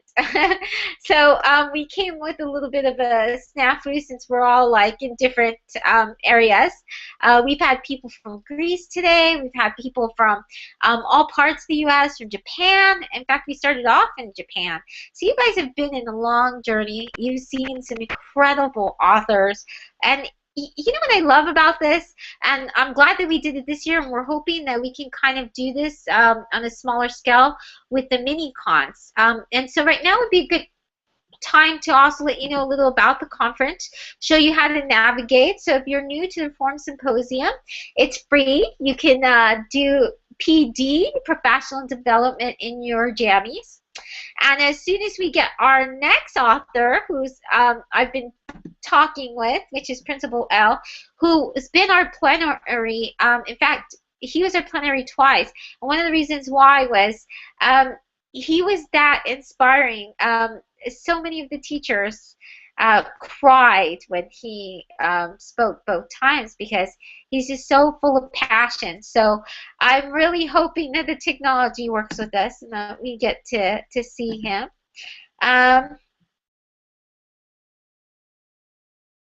Oh, you did?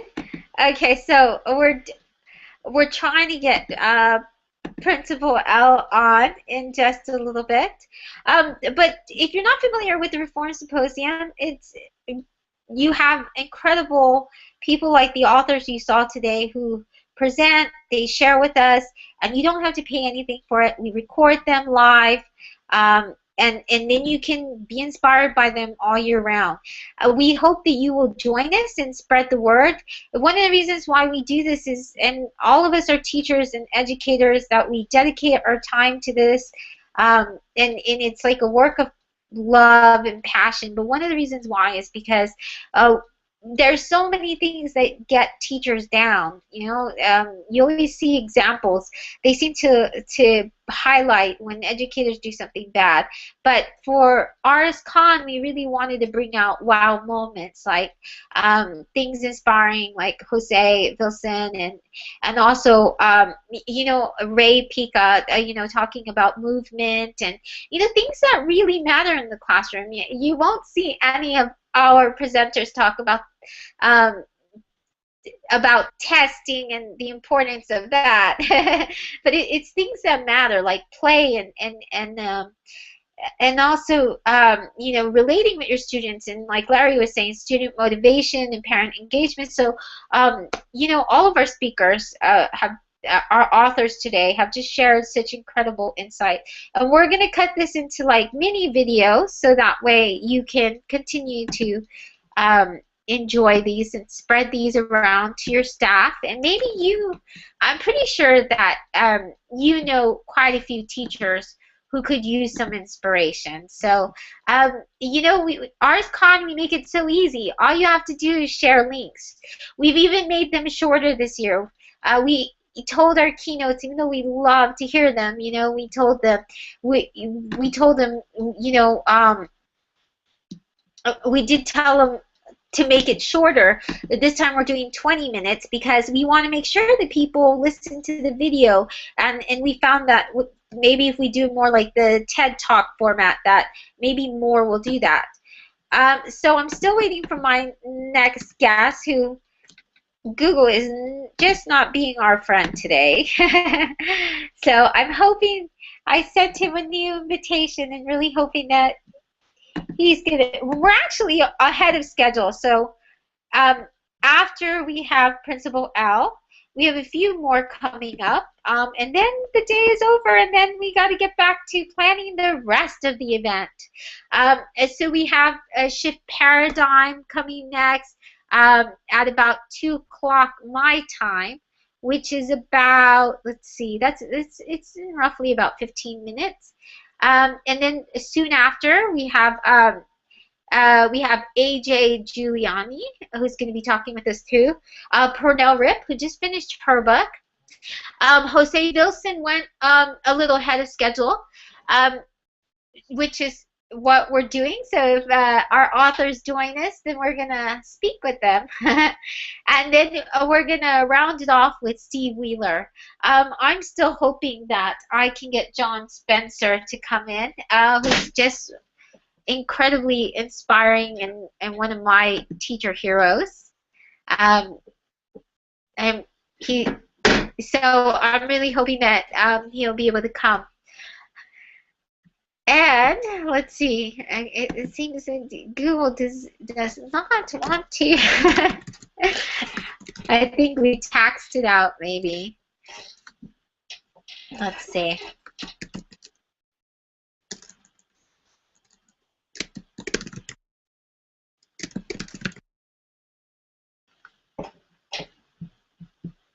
We also have, and we'll be sharing that as well, a Padlet. And I have to say, with the Reform Symposium Conference, you don't have a conference like this without a team. And the team that's brought this together, which includes Marzia Lima, Mariana Schmolsik, who her 10-year-old son will be one of our presenters talking about Minecraft. Amazing kid. And then we have Peggy George. And we have Chu Peng as well. And Amy Brinkley and Steve Harrington. And it's just been really, and Heike Philp, who've kind of been the circle this year. And have really just given a lot to this conference. So we had all this exciting stuff and a handful of people. And you know, in all our presenters, you know, we just have such a great lineup this year, like we have every year. Mm-hmm. So we hope that you will come, and we hope that you will mm-hmm. inspire. So, mm-hmm. And I look live on air.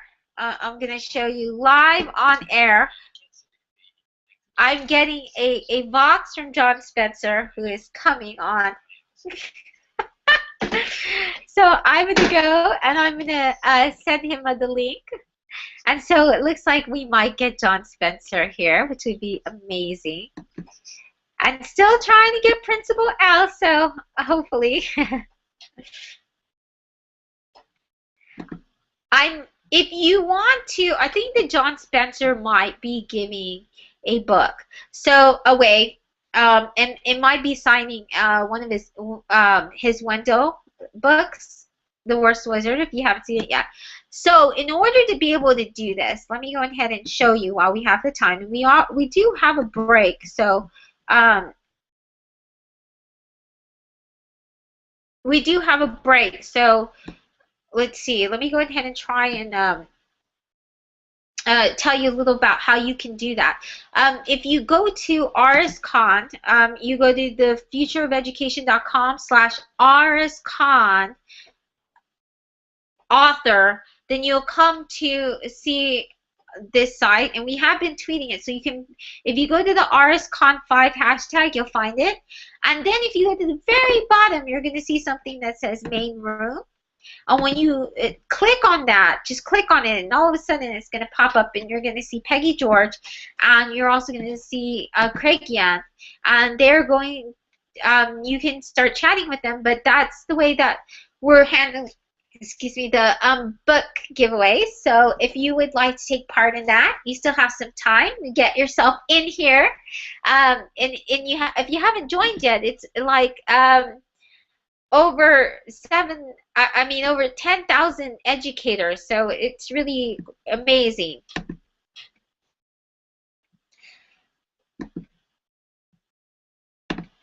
Next on the program, we have. We also have some young speakers as well. It looks like we have company. Woohoo! Hey, are you there? Yes. Oh my God. I'm trying. I've been trying to get it to work. I tried earlier on our break. You know, it just could be.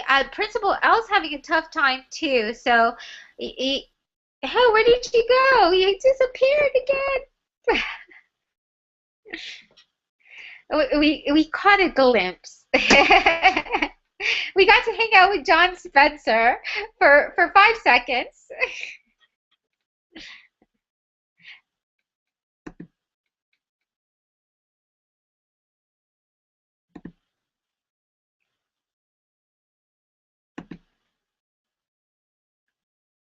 And then we will hopefully come up soon. I want to show you guys. Hey, sorry about that. This might not work out. Quick! So the internet's not fantastic where I am. So I'm using my phone. Okay, quick, go on. Okay. Can you hear me? Yeah. Here, let me get to a better spot. So. Are there people watching right now? Yeah. Okay, am I live right now? Yeah, you are. Uh-oh. All right. Your shoes untied? Oh, thanks. Thanks. Sorry. That's so funny. So your shoes are untied in live air. Of course, it's live air and my shoes are untied. My shoes are always untied. I can't ever seem to get my shoes to be tied correctly. Someone actually yesterday sent me a TED Talk about it, and I feel like if we need to live in a world where you have to have a TED Talk to learn how to tie your shoes, maybe it's time that grown-ups embrace Velcro. So, I thought. Can you hear me? Can. So, Wendell the Worst Wizard, before we lose you, and then we're going to have Principal Al. Oh, no, we lost him again. Oh, well. But we have, oh my gosh, you made it. I'm so glad. I've invited you like 1,000 times, but, you know, Google Hangouts is very finicky sometimes. Yeah. I was telling people earlier, and I know you were watching the program, how this is the last year of having the big conference of RSCon, and you were one of our plenaries that, you know, was so inspirational, and you just had the whole audience cry. And what I forgot to tell them, is that when I first had you come on, you scared me because you were doing your plenary, and then all of a sudden you said, I said, so, can I get your slides? And you said, I'm not having any slides. And I thought, oh my gosh. But, you know, you are the only speaker I know so far in education that you know, makes an audience cry, and you don't even need any slides, just you. So you've done some really incredible things. Your book, very inspirational, about chess, and it's just incredible. And the foreword was written by Will Smith. So, you know, you're just so inspiring. It's just amazing. What are you doing these days, and are you writing any other books, and what's your latest projects? I am currently, can you hear me? Uh-huh. I am currently a principal in Wilmington, Delaware, a K school, high poverty, about 750 kids. And the only book I'm writing now is I'm finishing my dissertation for my doctorate finally. So I've got about 3 publishers who want me to write a book, but I have promised myself that I would not write another book until I finish this paper. My mom passed away in 2002, and she told me, you know, when she was sick, I mean, before she passed clearly, but she just said, you know, I'm the only one of my mom's 8 kids that graduate from college. She just said, you got to get your doctorate, so just do whatever you can. I know it's not easy with all the jobs you have. And I said, wow, Mom, way to put pressure on me, you know. But yeah, that's what I'm doing now. Is I'm working on my dissertation on self-efficacy and resilience of young people, and how in our schools we can develop the culture in our buildings as school leaders and as teachers and as principals, where we actually help our students develop and build that resiliency right within themselves. So my belief is that every child deserves to have at least one person be crazy about them. That's sort of my motto. So I'm believing in teaching. It's what my book. Now, Will Smith wrote The Fort, and Will Smith's a good chess player, but my book is about so much more than chess. And it's really, to sum it up, it's about influence and how we can influence young people, and how we need to understand that teaching young people to be resilient is not about teaching them how to be successful. It's about teaching them how to respond when they're not successful.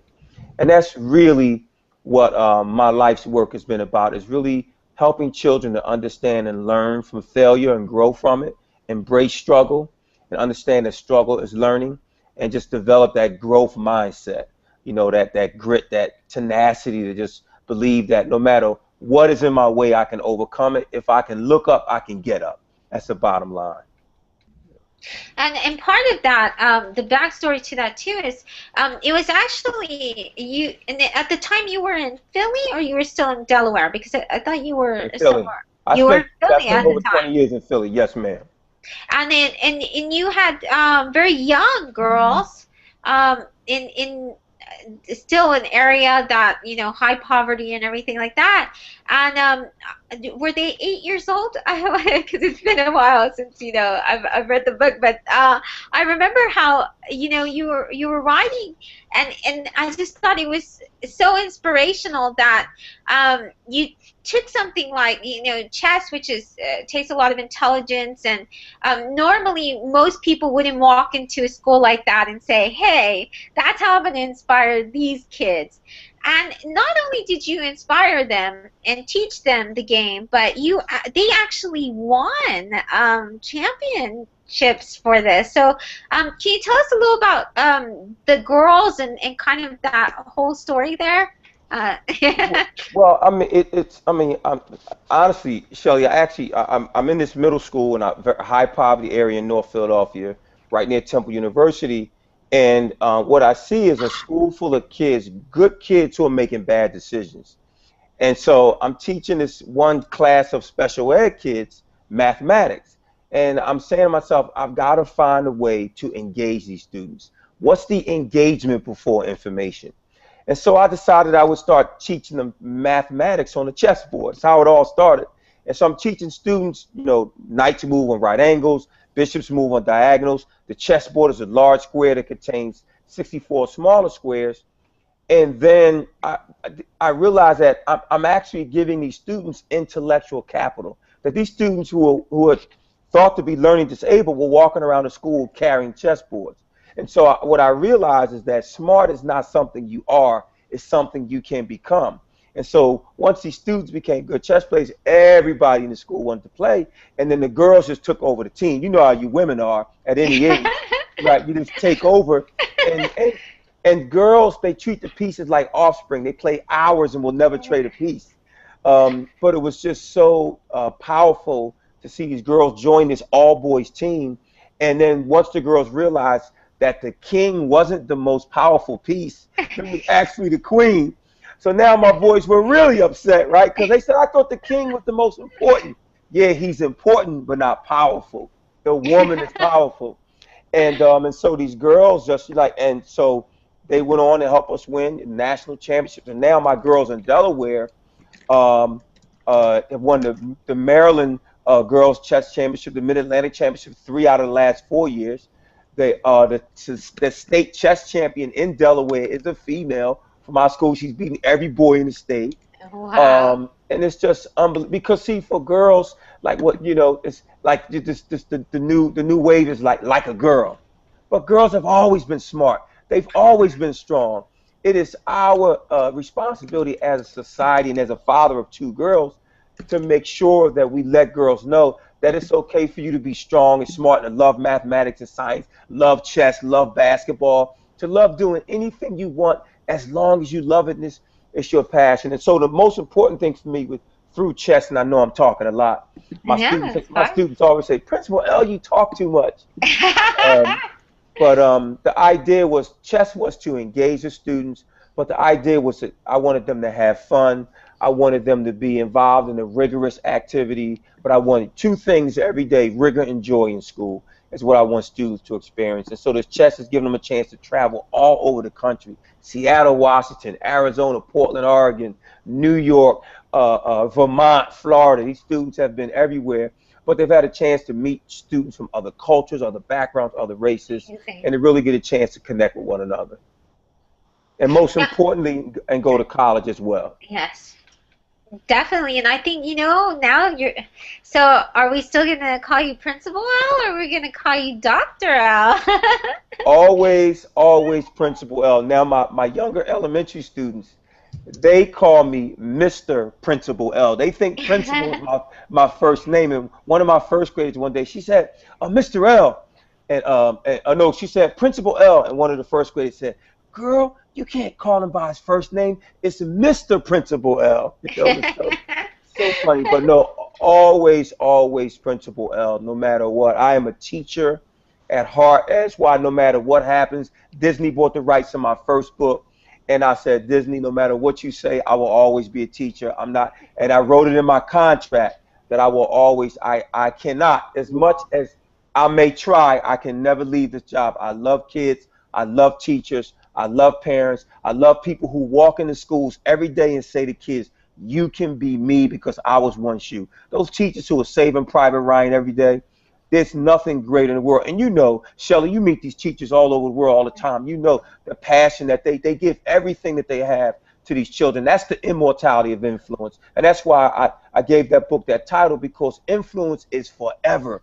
It lasts forever. And so no matter what we say or do, children and adults will always remember how we make them feel. And that's why it's so important that we realize how powerful our influence is. Yeah, definitely. Now you are talking about inspiring some more. You did a series of videos too, like little short videos that I was seeing for a while. What was that related to? Was that a certain project or? Yeah, it was my way. There were people, whenever I would go speak, people would say, Principal L, I need to be able to access you 24 hours a day. And I would tell them, my family would not allow you to call my house at 12 midnight and ask me questions about how I feel about you getting this student to believe in himself. So I decided to make a series of videos, and they were called Principal L's I'm Just Telling You videos. So each one is, I'm just telling you how I feel about a subject. So it'll be about supporting teachers. It'll be about making sure kids achieve their dreams. They're just all, just a boatload of titles. 2-3 minute short videos, real quick. And their superintendent just contacted me on Twitter and said, listen, I used one of your Twitter videos, one of your YouTube videos I found on Twitter with my entire district, and I want you to come and speak to my district. And really it's just a way for me to get the message out there that as educators, we have to work together. That's why I love Twitter. That's why I love ArsCon, because it's an opportunity globally for us to be innovative, to be creative, to come together, different mindsets, different thoughts, but with the common goal of improving education and professional development around the world. And that's what the videos are about, just trying to help. If I can just help one educator help a child, then I've done my job. Oh, and you do so you inspire thousands and thousands of teachers every day. And on Twitter, if they can follow you at principal_EL, and they can also go to principal.com to get your books. You have another book as well.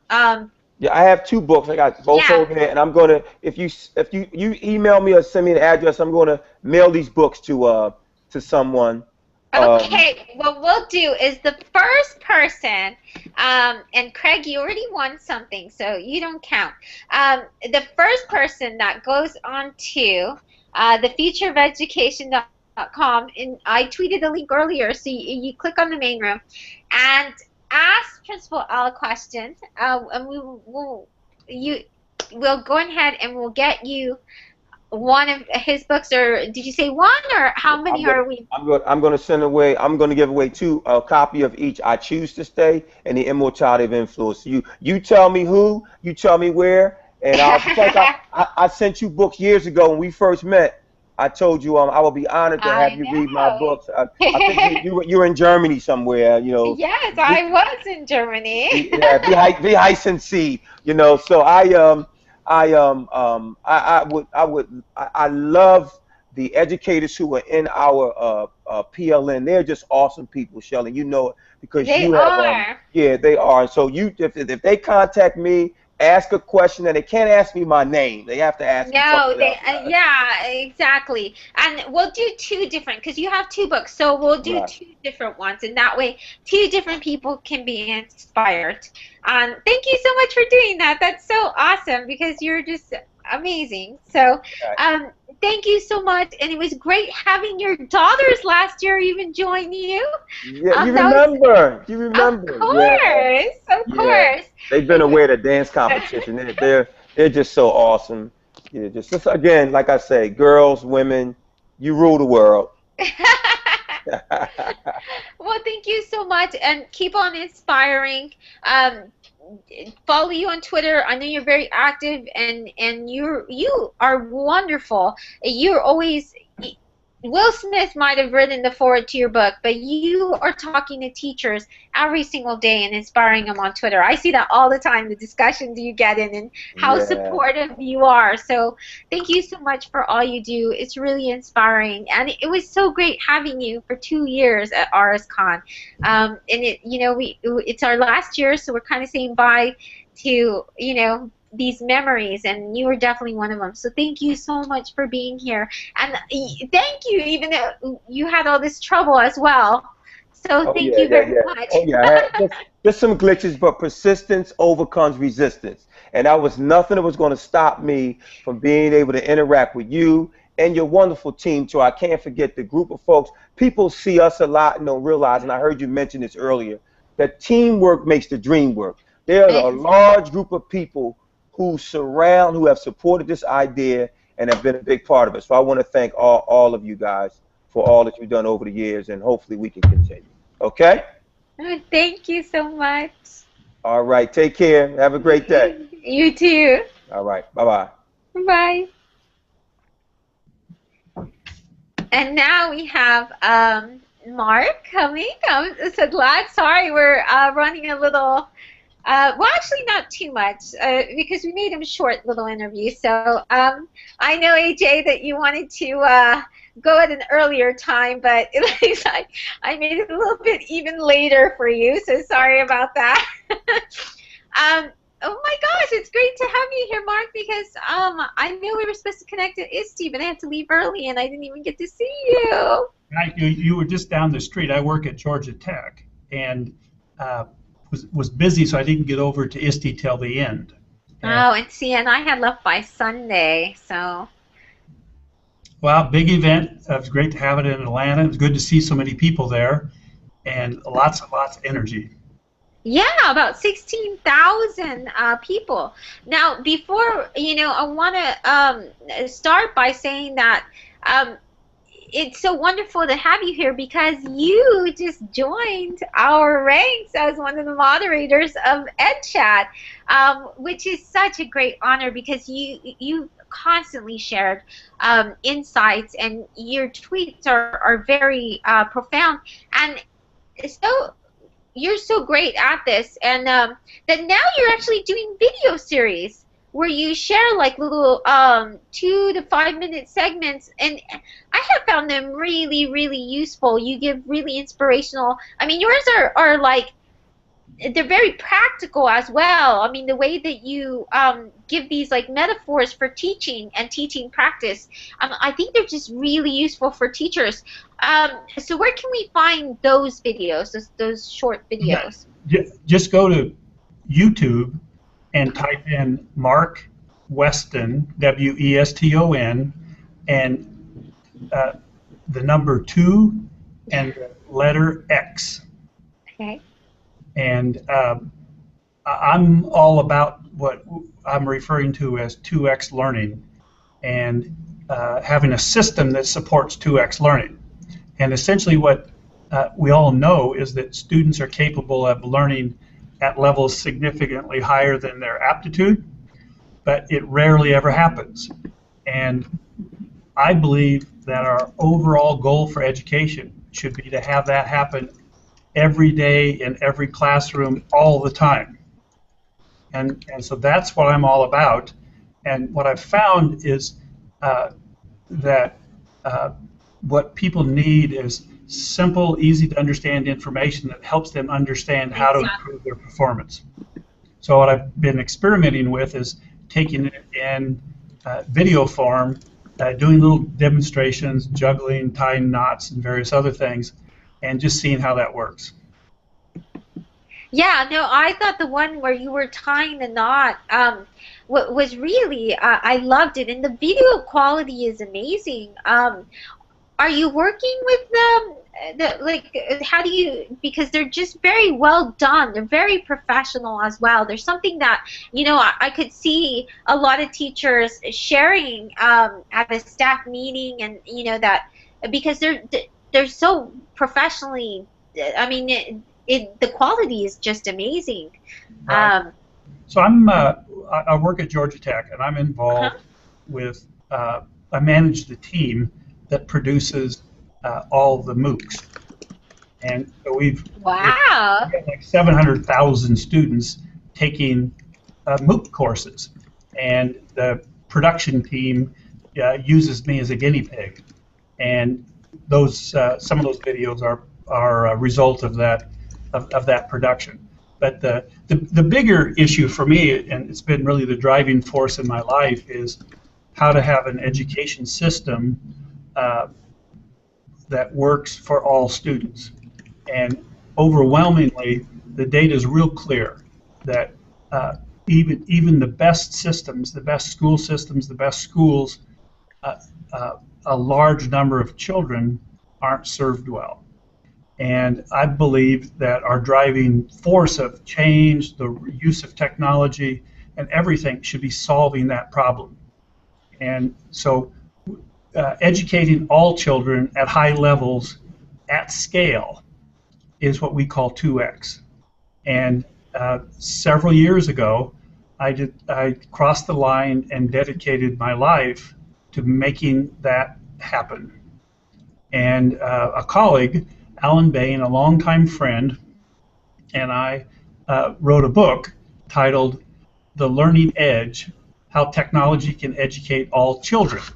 And in the book, we lay out our plan of action. This is our personal manifesto. And we, in it, we researched it very deeply. And every single sentence, every statement we make is referenced and based in research. And in it, we lay out a plan for answering the question, why, after billions of dollars, thousands of studies, huge amounts of time and energy by educators and parents, has technology had such a little effect on teachers and students? You know, to bring it real close to home, how many conventions like ISTE do we have to go to before we can declare victory? And so I'm not saying this as a downer, but you know, I worked at Apple, I worked at Dell, I worked at the National Conference of State Legislatures. I worked with over 40 state legislatures on education reforms. And 20 and 30 years into those efforts, education is basically the same. And so I owed it to myself and to the world to answer that question. And at the heart of our book is a recognition that if technology is going to make a difference, if all children are going to be educated at high levels like we know they can, then the role of technology needs to change. And so in our book, we recommend three things. The first is that technology be used to connect what we know works with what is actually done. And we call that technology in a mediating role. Typically what happens is technology is used to automate and to make things more efficient. If the underlying practice is bad, making it more efficient and more readily available, all we've done is taken bad to scale. So number one, technology needs to mediate. Number two, education isn't just a classroom. It isn't just an individual teacher and students. It's classrooms, it's schools, it's associations, it's ISTE, it's governments, it's businesses, and technology needs to connect all those levels.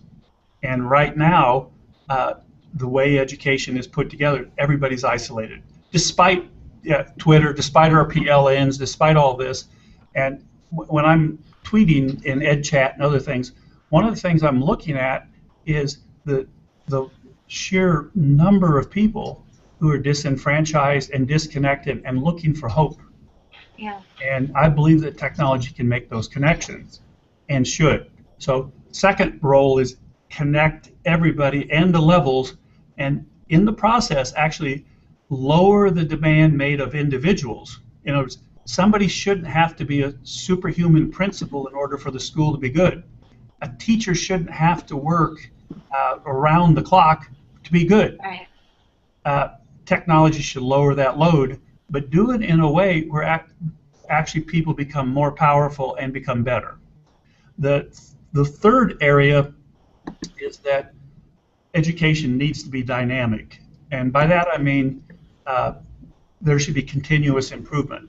And the system of education should grow and learn about itself, just like people grow and learn. And that's not happening. So our basic argument is that we need a new theory and a new approach in which technology is at the heart, not on the periphery. And when that happens, profound change will occur. Now, this can sound like, well, this is great theory, a lot of concept and everything. Well, several years ago, when I crossed the line, I sought out a large amount of money to field test our ideas. And so what we talk about in the book is actually based on real-world examples doing what we talk about. And what we did is the toolkit and the software that we talk about in this book, we've actually developed it. Wow, that's amazing. Congrats. We've been doing it and using it in 4 pilot schools with controlled match, and have been able to show that through our approach, number one, schools can dramatically improve their overall performance in 60 days. Wow. Now, if you think about it, Michael Fullen and other folks say it takes 10 years. We're saying if you have technology as a driver, you can bring change about in as quickly as 60 days. Number two, that the performance of teachers can improve immediately. It doesn't require weeks and months and years of training. The benefits can accrue immediately upon use. The third thing is that the level of engagement of students. Most schools, students are engaged about 40% of the time. We've shown that through the use of the ideas in our book, that it's possible for a school, every single classroom, all the time, to have 90+% of the students fully engaged in their learning, not just 1 hour, not just one day, but year after year. Yeah. And so what we've done is we've done the hard work. We're doing the research, the development, the prototyping, and the next step for us is to take that to scale. And so when I'm tweeting and Facebook and various other things, what you're seeing and hearing me talk about is based in this real experience of sitting in classrooms with teachers, implementing changes where the use of technology goes from a little bit each class period to the entire class period. And that's where those videos are coming from. So I think there's like 8 or 9 videos on YouTube, and there'll be more, and people can go in and get a flavor of that, and then they can, if they really want to understand it on a deep level, they can read our book. If they want to understand it and have it be a little more accessible, I suggest that they go to the website EdTech Digest and read some of the things I write there. Yeah, and definitely they can follow. You can follow Mark Weston on Twitter at Shift Paradigm.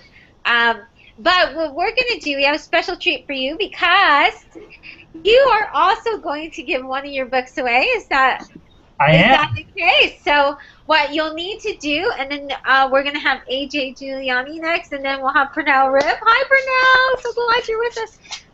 Is we're going to have you have to tweet Shift Paradigm, so you have to get his Twitter right, and you have to add RSCon5 hashtag, and you have to include Peggy George, because Peggy is the other organizer. And so the first one to do all that and talk about, let's see, what kind of a tweet? Do you want to have them give you an example of how they've used technology, or? No, I think what I would like is tell me what it would mean to you if every student in your classroom mastered every lesson. Okay. And I'll just tell you, that's possible. So so I'm going to go ahead and you'll see at P. George, very simple. Hopefully we'll tweet this, and Craig Yen, because he's been really great about following up on the discussion. You can get Mark's book. Just have to tweet him at Shift Paradigm. You can find all of that if you go to the RSCon page. We do have his stuff out here. And the question is how you would feel if all your students mastered every single lesson. What would that mean to you? Okay? And the hashtag is RSCon5. So I'll send a tweet out. And thank you so much for doing this. It was great being able to chat with you. So let me know when you're in Atlanta, and I'll look forward to connecting up with you on EdChat and elsewhere. Yes, definitely. And so I'll see you at the next EdChat, because finally RSCon will be over, so I will be there Excellent. Well, all the best, and appreciate what you're doing. I appreciate your efforts and all the inspiration you provide to all the teachers and students around the world. You're a great ambassador and a terrific advocate and a very, very, very good role model. Oh, thank you so much. Well, you enjoy the rest of the day. Thank you so much again for being part of this. Okay, take care. Take care. And now we have AJ Giuliani. Am I pronouncing that right? Yeah, AJ Giuliani, like the okay. Yeah, that's what I thought. I was going to say that, and then I was like, well, maybe I shouldn't. It's spelled a little bit differently. Yeah, it is. It's so great to have you here. You are talking. Your book has to deal with some things that are relevant now that a lot of teachers have question with, which is a Genius Hour, 20% time. So you tackle all of these issues in your book.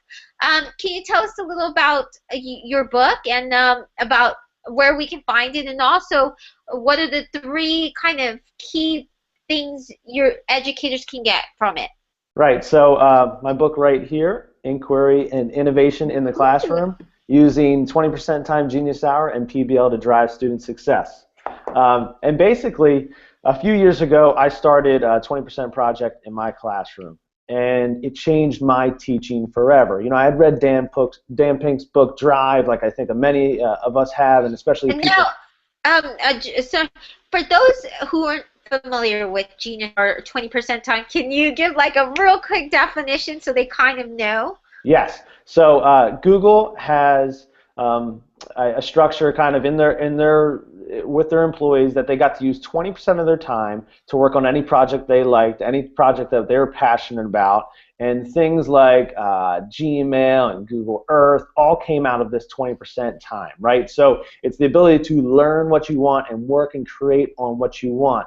20% time in the classroom is that same concept. Genius Hour, the same thing. It's using 20% of your class time or an hour of the week or so to give students autonomy to create, make, research, learn, remix what they're passionate about, what they're interested in. And it's really empowering for students, but also staff as well. Okay, and what grade level did you start with? Because I've seen, you know, I've seen a lot of elementary actually lately.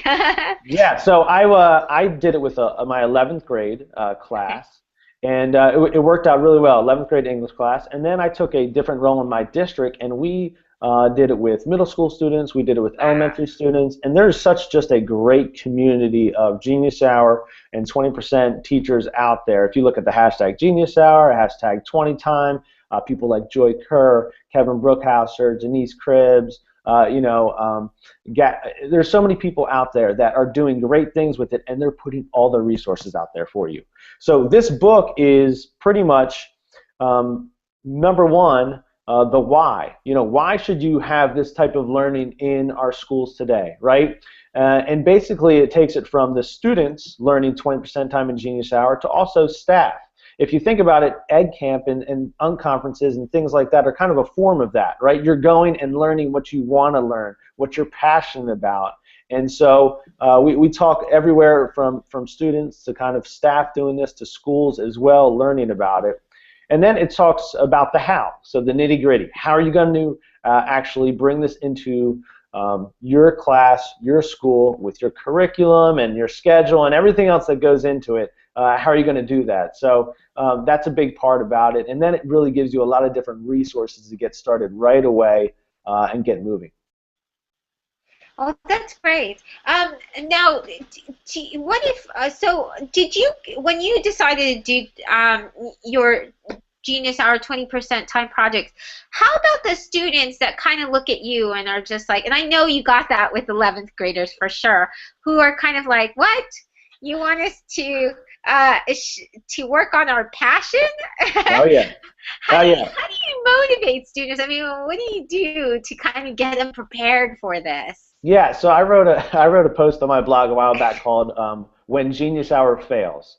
And the reason I wrote that is because I think every teacher that does inquiry-based learning projects will have students that don't want to inquire about anything, right? Because they're kind of used to playing the game of school.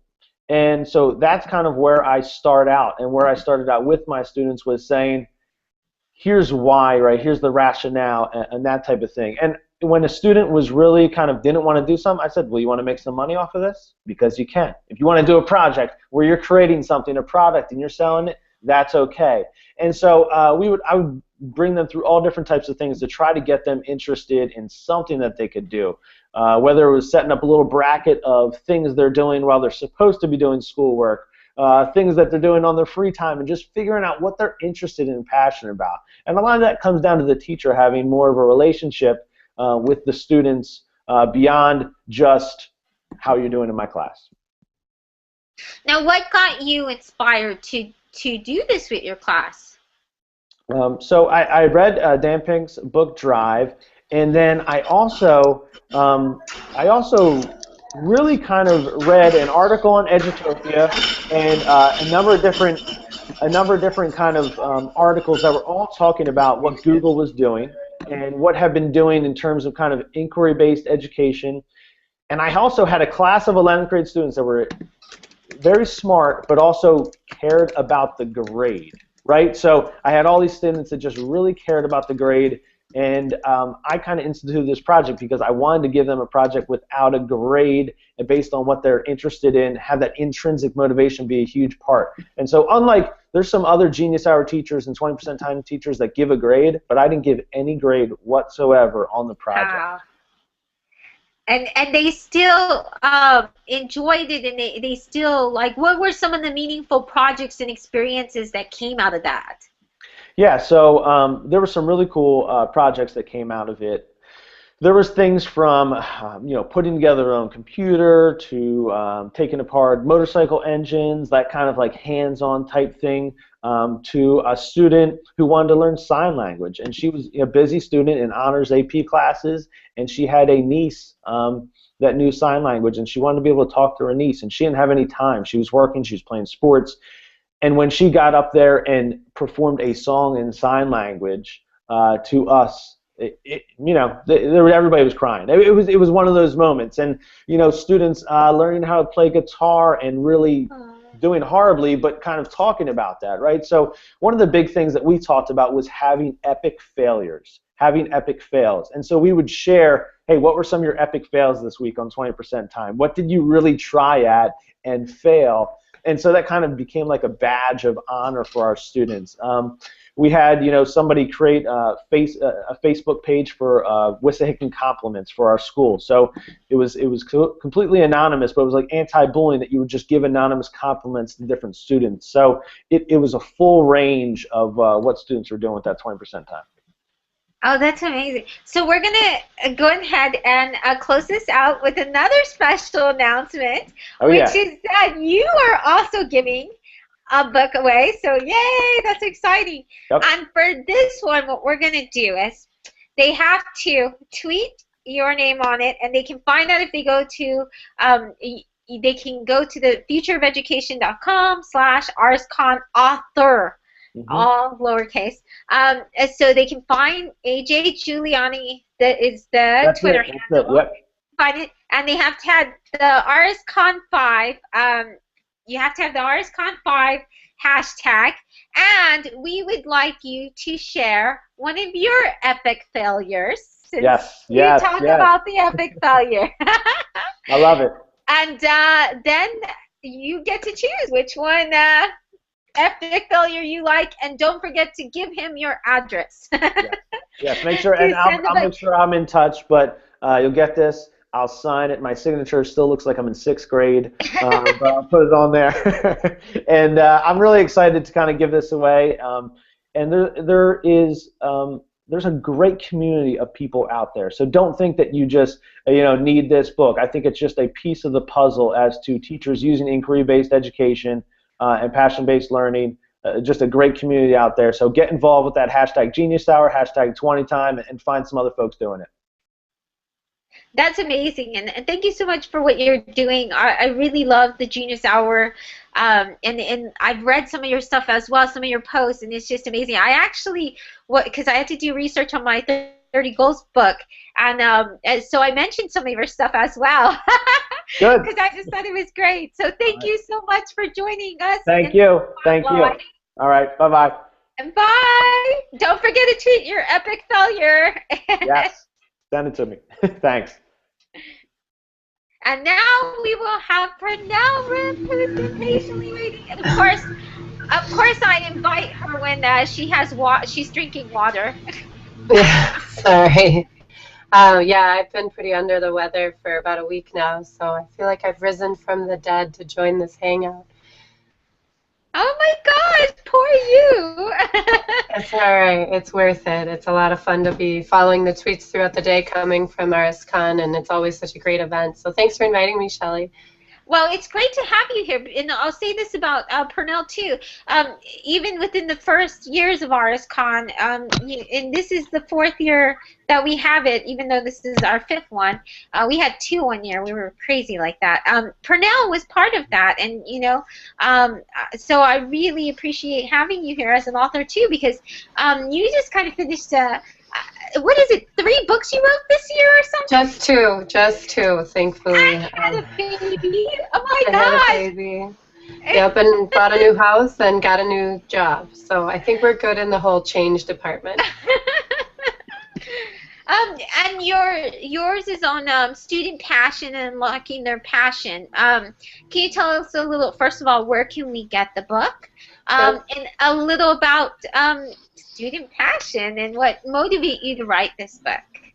So the book is called Passionate Learners, Giving Our Classrooms Back to Our Students, and the title really says a lot about what the book is about. It's from Powerful Learning Press, which I'm very proud to be one of their authors. I was their 3rd person to have their book published. And it's really about how to invest and re-engage your classroom with your students and how to give it back to students. And it's partly my story of how I changed my classroom, and then it's also about what people can do and what kind of change they can implement right away. And it's not a system, it's not a you need to follow this to the T. It's really about reflecting and figuring out what your change needs to be for the passion to come back into your classroom and for students to be, I don't know, reconnected to the whole educational journey that's happening to them. And so it was a lot of getting to highlight my amazing students and just talking about what we do in Wisconsin. And it's just been a blast to see people read it and review it and let me know, like, oh, I tried this one idea and this is what happened. And it's just such a crazy thing to get to see people trying to change things based on what I've suggested. Now, and I don't want you to have to talk too much. Corey, thank you so much for coming again. But kind of like what I asked AJ earlier, which was, so what do you do when you find those students that, you know, and that's the thing about it is that a lot of times, you know, these students have never been asked before to share their passion, and then suddenly you get a teacher who's you know, allows this. So how do you support them in feeling comfortable? Because a lot get very embarrassed and kind of shy with that, or may not even know what they're passionate about. Oh, for sure. I mean, every year is a new journey, and every year I had to gain the students' trust to make sure that they didn't think I was crazy, or that I was trying to get them. Especially when I would say, you know, how would you change education? How would you like to be taught? What are good teachers? All those conversations we would have. I would ask them to set their own rules for the classroom. They really thought that I was out to get them. And so it just became a big community building and scaffolding kids on different parts of the journey and acting on what they were telling me. And I think that's the biggest thing. We're quick to ask students' opinions, or at least some people are, but how often do we then turn around and actually do something with what they tell us? And so for me, it was always a matter of showing them that when they told me an idea or told me that they needed something to be changed, that I then actually went and did it. And so it was living up to the word that I had said to them every day. And it was always an incredible journey, and every year was different, which I loved. And to see students feel like they're in control of themselves and what they're doing is incredibly powerful, and not something I would ever move away from again. And now I know you write about your learners, and I know that you have a deep personal connection with them. You were saying recently on Facebook something that was really that they did for you. Yeah, on the last day of school, and so this was my last day as a 5th grade teacher, because I've moved. I'm going to be a 7th grade teacher now in a different district. 2 of my students had used Google Translate for good and made this homemade card and written it in Danish, which is my native tongue. And for once, Google Translate actually did a pretty good job. It actually made sense, and it just brought tears to my eyes. I mean, how often do kids go home and think about who you are as a person and then create something very personal for you? And that's happened many times to me, and I just feel so lucky that I get to be a part of these kids' lives. And that's just amazing. I was really touched by that story too. And you know, when you're that kind of a teacher, and I think that really speaks about, you know, the kind of author you are, and why people should really look at this book and getting it, is because that's the kind of response you get from your students, and that's purely amazing. And I know that really touched you as well. Yeah. And so. Thank you so much for joining us. Did you want So tell us about these other books that you have as well. And I think you're working on a few right now. Yeah, there's some ideas bouncing around my head that I'm talking to a publisher about, but I get to be a part of the Connected Educator series along with Tom Whitby and Steve Anderson and all those guys.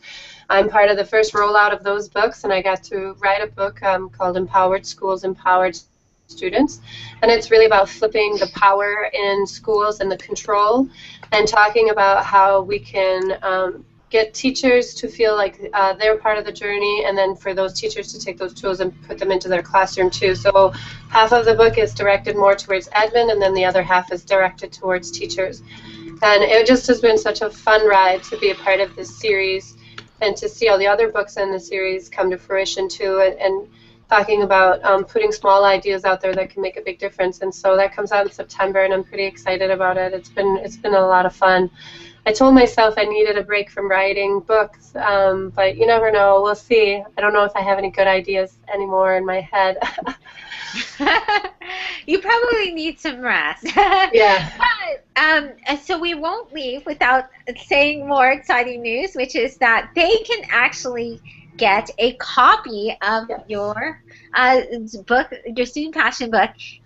And do you want to tell them what they have to do? Okay, so they have to use the hashtag RSCon5, and it's at Purnell Rip. I tweeted the link where you can even find Purnell's, and it's very simple. It's just your first and last names on Twitter. And so, do you want to tell them what they should answer? What is it?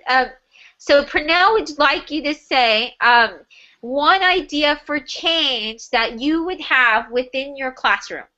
So, and I think Purnell might have frozen there. So thank you so much, Purnell, for joining us. And don't forget to tweet her with the hashtag RSCon5 at Purnell Rip and an idea for change that you would have in your classroom.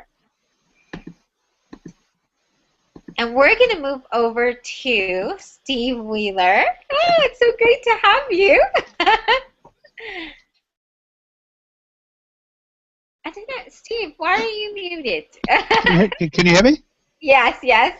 Yeah, everything's crazy up there. All the top menu is really weird, but never mind. It's great. Have you ever hung out before? I hang out all the time, all over the world. Yes, I have. It's just a new setting for me.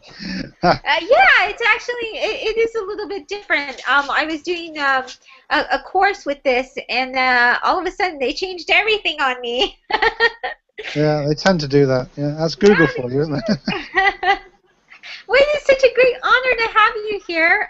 It's kind of like we're having a farewell RSCon because this is our last year of the big conference, and we're just going to keep having the mini cons. You were a keynote of last time.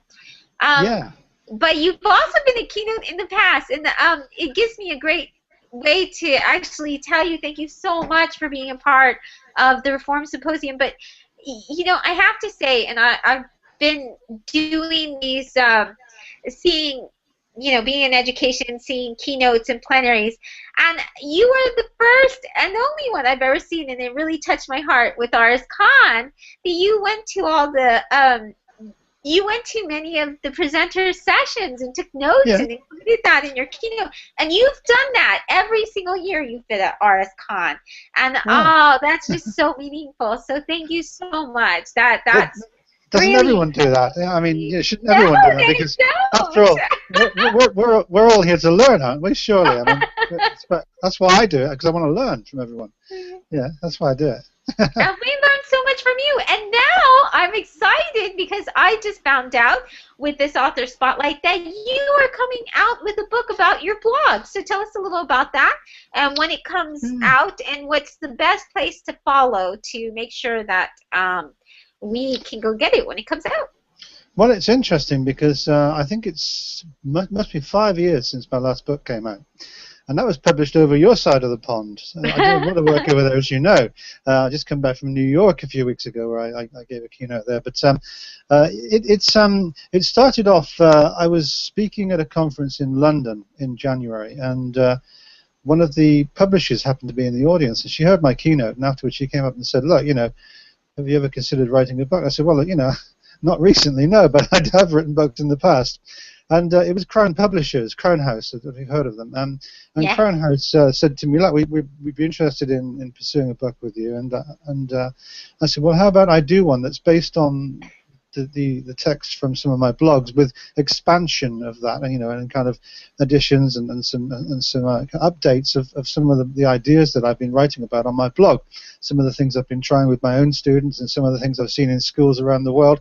And she said, right, we're up for that. And so I was signed within about a month of us speaking. And I've got 2 books on the board, to be honest with you. Wow. The first one, the one that's coming out in is called Learning and Teaching with Ease, as you would expect. And then the second one, which we're going to be working on for release probably later in the year, maybe the fall of 2015, will be called Disruptive Learning. So I've got a. I like the title of that. Yeah. So the first one is really the Teaching and Learning with Ease one is really all about how can we combine theory and practice in the digital age. And often it's a question that's ignored because people go off and they start to use the technology and they think, yeah, how can I use this now? Or they think about the theory and think, how can this be applied? But I think bringing the two together is a very powerful thing because it gives you justification for what you're doing as an educator in the classroom. And this is why I'm writing this book. So it's drawing upon some of my blog posts and some of the parodies that I brought out. So there's a bit of humor and then a bit of fun, but also it's there's a lot more to it than that because I'm adding extra commentary and writing, bringing it up to date for 2015. And I'm so glad that you are writing a book because as far as I love ed tech, e-learning, all of that, but you are one of the people that I actually receive a lot of insight from. I follow your slide shares all the time, and the great thing about it is that when you give your talks, you kind of take us the mind. Like my mind is always like I feel like my mind went on this long journey, and then at the end I'm just like, wow, I saw this and I saw that, and it's like a road trip. You take the mind through a road trip of all these possibilities, and it's not just like the cool things, but I really sense from you that you really are very observant and really pay attention to people and what they do with the technology. And so I think you provide a lot of insight. What do you, and I know you get asked this all the time, so that's why I'm going to ask you. So what do you see as maybe a technology or something that is going to be disrupting learning? Well, we're already seeing the signs of this. We're seeing kids bringing their handhelds and their mobile, their cell phones and so on into the classroom now. Even if they're not meant to be using them, they're still using them. And I think one of the keys to success is where teachers suddenly realize that they're not going to be able to stop the kids from using their mobile, their devices, their cell phones and so on. So why not harness the power of it and actually focus it to something really good, something that's pedagogically sound, something which relates to the learning there and then. And I noticed this years ago that if you combine mobile phones and cellular technologies, if you combine those with things like social media, you've got an incredibly powerful combination there. And so we bring Twitter live into the classroom. We have Twitter screens, and we select hashtags for each session. Each lesson I run has a unique hashtag. And people follow that and come in from outside and follow what I'm doing and what the kids, the students are doing and so on. And amazing the dialogue that they can have with people from outside of even outside the country. People who are real experts in the field. You should come in sometime and join in with one of our hashtags. I should. I didn't even know you did. Yeah, we do. And so I'll tell you a story about once this is a true story. It actually happened. Some of my students were talking on Twitter. I asked them to, to challenge and to question and to share content that they found which is useful for the rest of the students. And then it comes up onto the screen, and everyone can see it. And sometimes I retweet some of the comments if they're really great and really profound, which a lot of them are. And on one occasion, two of the students at the back were talking about some set reading that I'd given them, one of the books that was on the reading list for their degree course. And they mentioned this in Twitter, and they named the author. Now, that author happens to follow me on Twitter. We know each other. Oh, really? And within 20 well, actually, minutes... that doesn't surprise me at all. Well, within 20 minutes, he was actually online on Twitter answering their questions, and the students were going... Wow. They couldn't believe it. They were so inspirational. Can you imagine how inspirational that would be? So yeah. These are disruptive things that are happening. The new tools and technologies and how we combine them pedagogically. How we combine them with real purpose. Learning is a journey, and all these things are kind of little milestones that you can put into it to help them along that journey. And so I really think that disruption is going to come from the students, not from us. Yeah, and you see that already, and then I try to tell people that, and that's what I really like about you is that you see so much inside. I sometimes feel like, what you say is in 10 years' time, because it seems like so much is still behind, like the fact that there are still a lot of schools that don't allow cell phones in the classroom and don't, and it's not because they don't have the technology. It's because they just would rather. Actually, I find a lot of schools that have it are the ones that ban it. Yeah. Well, the interesting thing is I'm giving a keynote tomorrow at a conference in the south west of England. I've only got about 40 miles to travel to get there, and it's a teachers conference. And one of my messages tomorrow will be think about using mobile phones, cell phones in the classroom, because firstly I'll show them a list of objections from teachers. Like we're going to lose control. Wow, that's a terrible thing for a teacher to lose control. Why don't we give control to the kids? And then things like, well, they're disruptive. They disrupt the lesson. So let's disrupt it in a positive way. And there's always an answer to those kind of arguments that they give against it. Oh, it's dumbing down language for the kids because they do text speak. Actually, no, they know the difference between when they have to write an essay and when they have to text. These are two different literacies, and they're actually learning more literacies than we ever learned when we were at school. And so, I'm going to be talking about this tomorrow with a whole bunch of teachers, and hopefully I'll convince some of them to go back into their classrooms and change the rules and let kids use their cell phones. Well, I believe that you could, because you're very, very inspirational. And, I think that's another thing that's really great is that when you say, and you have so much knowledge and so much insight, and I think because you live within it, I know that you're constantly reading, you're constantly learning from so many people. So I mean, that's one of the reasons why you have this insight. But when you talk with teachers, you're very supportive. You're not the type of keynote that I've seen attack teachers and say, if you don't use it, you're you're very supportive, and you do the coaxing and stuff, but wow.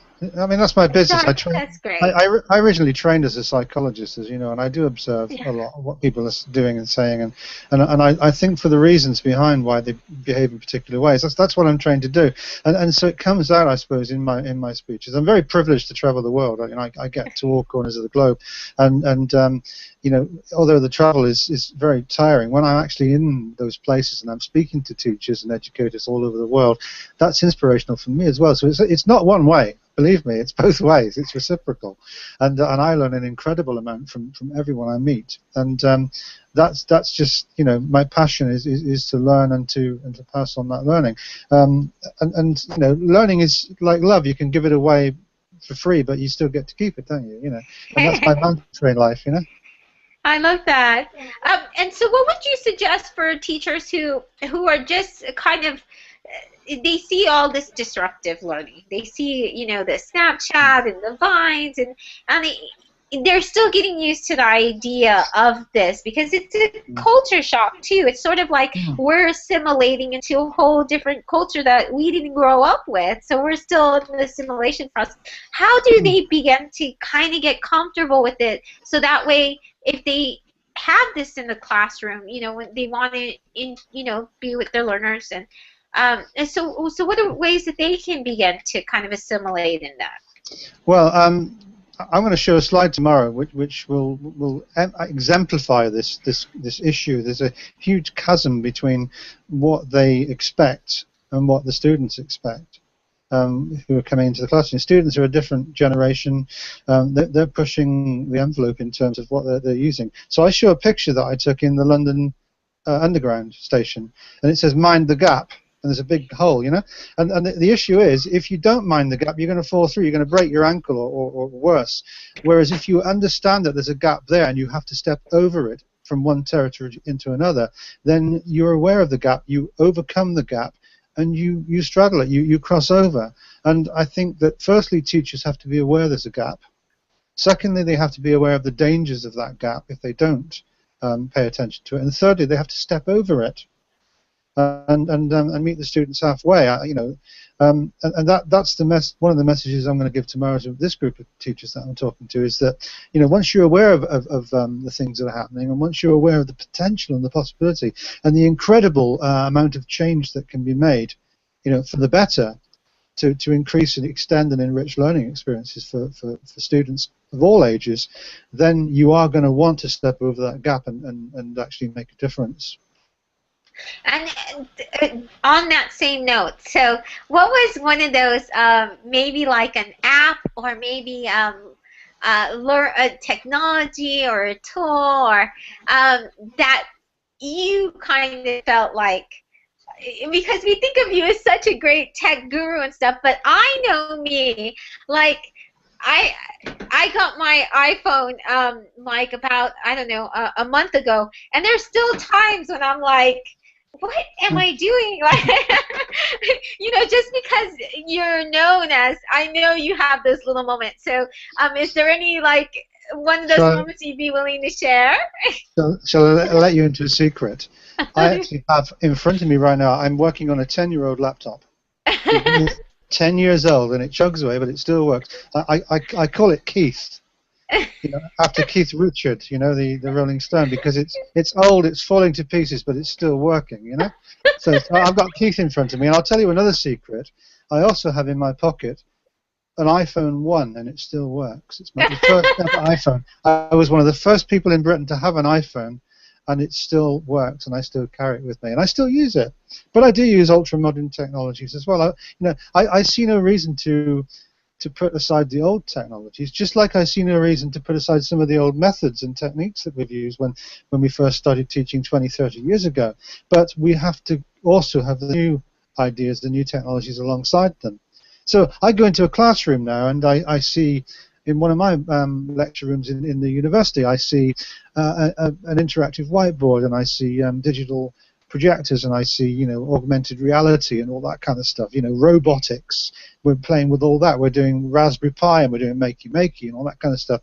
But I also see an overhead projector in the corner and a flip chart paper on the wall, you know. And it can all be used. Everything can be used to teach and learn from. And, you know, I don't discount anything at all. I take my students in the summer months sometimes. We go outside and sit on the grass with nothing to write on, nothing to connect with. I say, leave everything behind, we'll lock the door, and we go outside and we just talk. And that's learning through dialogue, learning through conversation. You know, so that's a tool as well. Anything can be used. So, you know, I don't discount any technology. You know, anything at all that you think can be applied, think it through and then use it and watch what happens.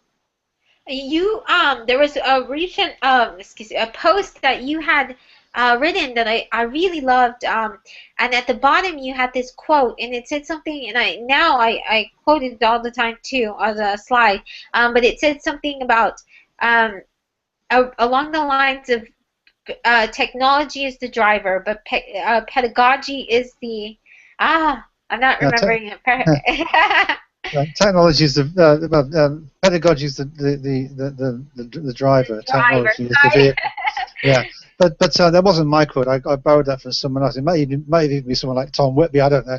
It probably was Tom or someone like him, or Tom Barrett maybe. I don't know. One of the Toms did it. But well, yeah. no, I know. Yeah, because I quote that and I put found at Steve Wheeler. Don't put my name next to it. But It's not me. I loved it because it was. I thought that was. I just loved the way that it said that as well. And I think sometimes we see all these tools and we're like, because it's just advanced so quickly that sometimes we tend to lose ourselves and get blown by it when it's the same pedagogy we've been using. We know how to use that, And I think that you really show that in your blog as well. So. Thank you so much for being with us. I am super excited because not only do I get to hang out with you here, but I found out I get to hang out with you in Australia. So You're coming to ours next year, aren't you? Yeah. Yes, I am. I'm doing a keynote in Brisbane, and I'm doing a full one-day masterclass as well. So people can come along and hang out with me and the rest of the bunch for 6 hours learning about something to do with technology. The conference looks amazing. It just has so many different things that you can do. So I am looking forward to that. It's going to be a highlight of my year. I'm hoping we see a kangaroo together. I've never been to Australia.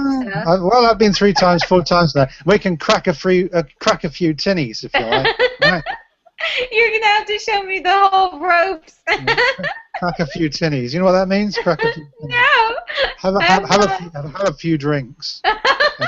A tinny's a can of drink, and then crack it. Open a few cans. Yeah, definitely.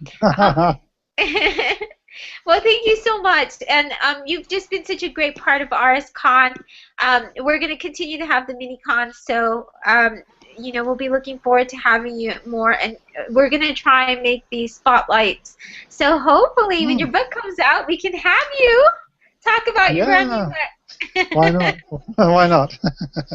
Well, thank you. It's been a real pleasure. Thank you very much. Thank you so much. Bye then. Bye.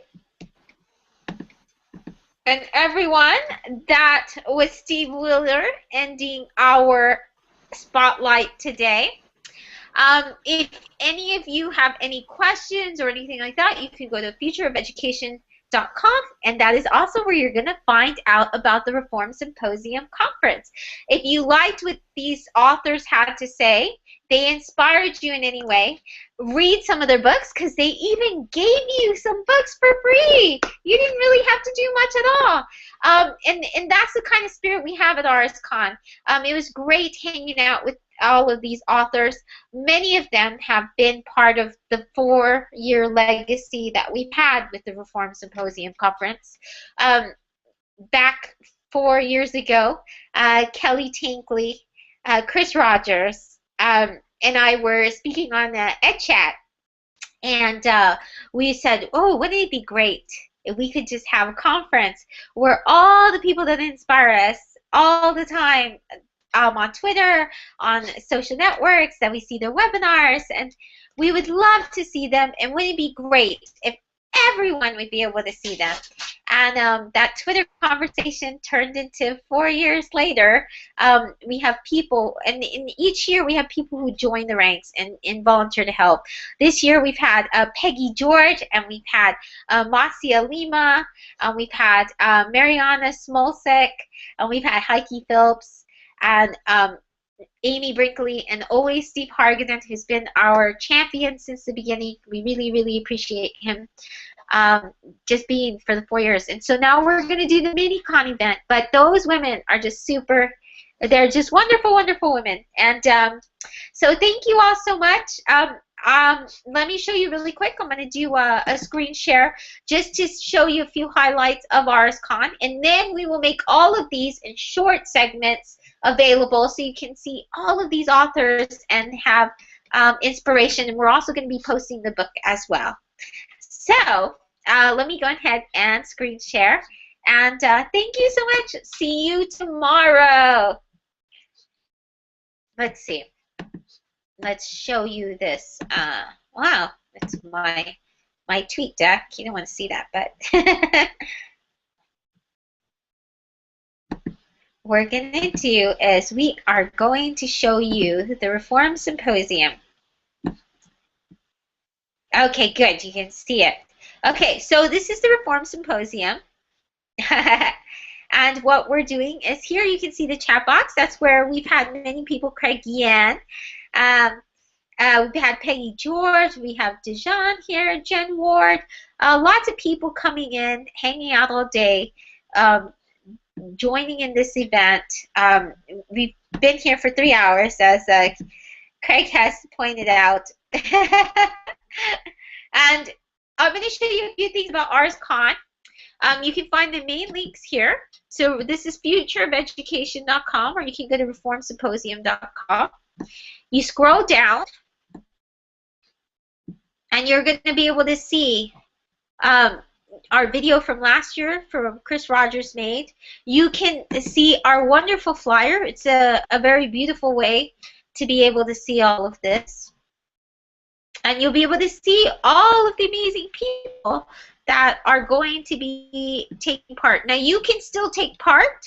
We have a technology smackdown, and we also have share your favorite lesson plans.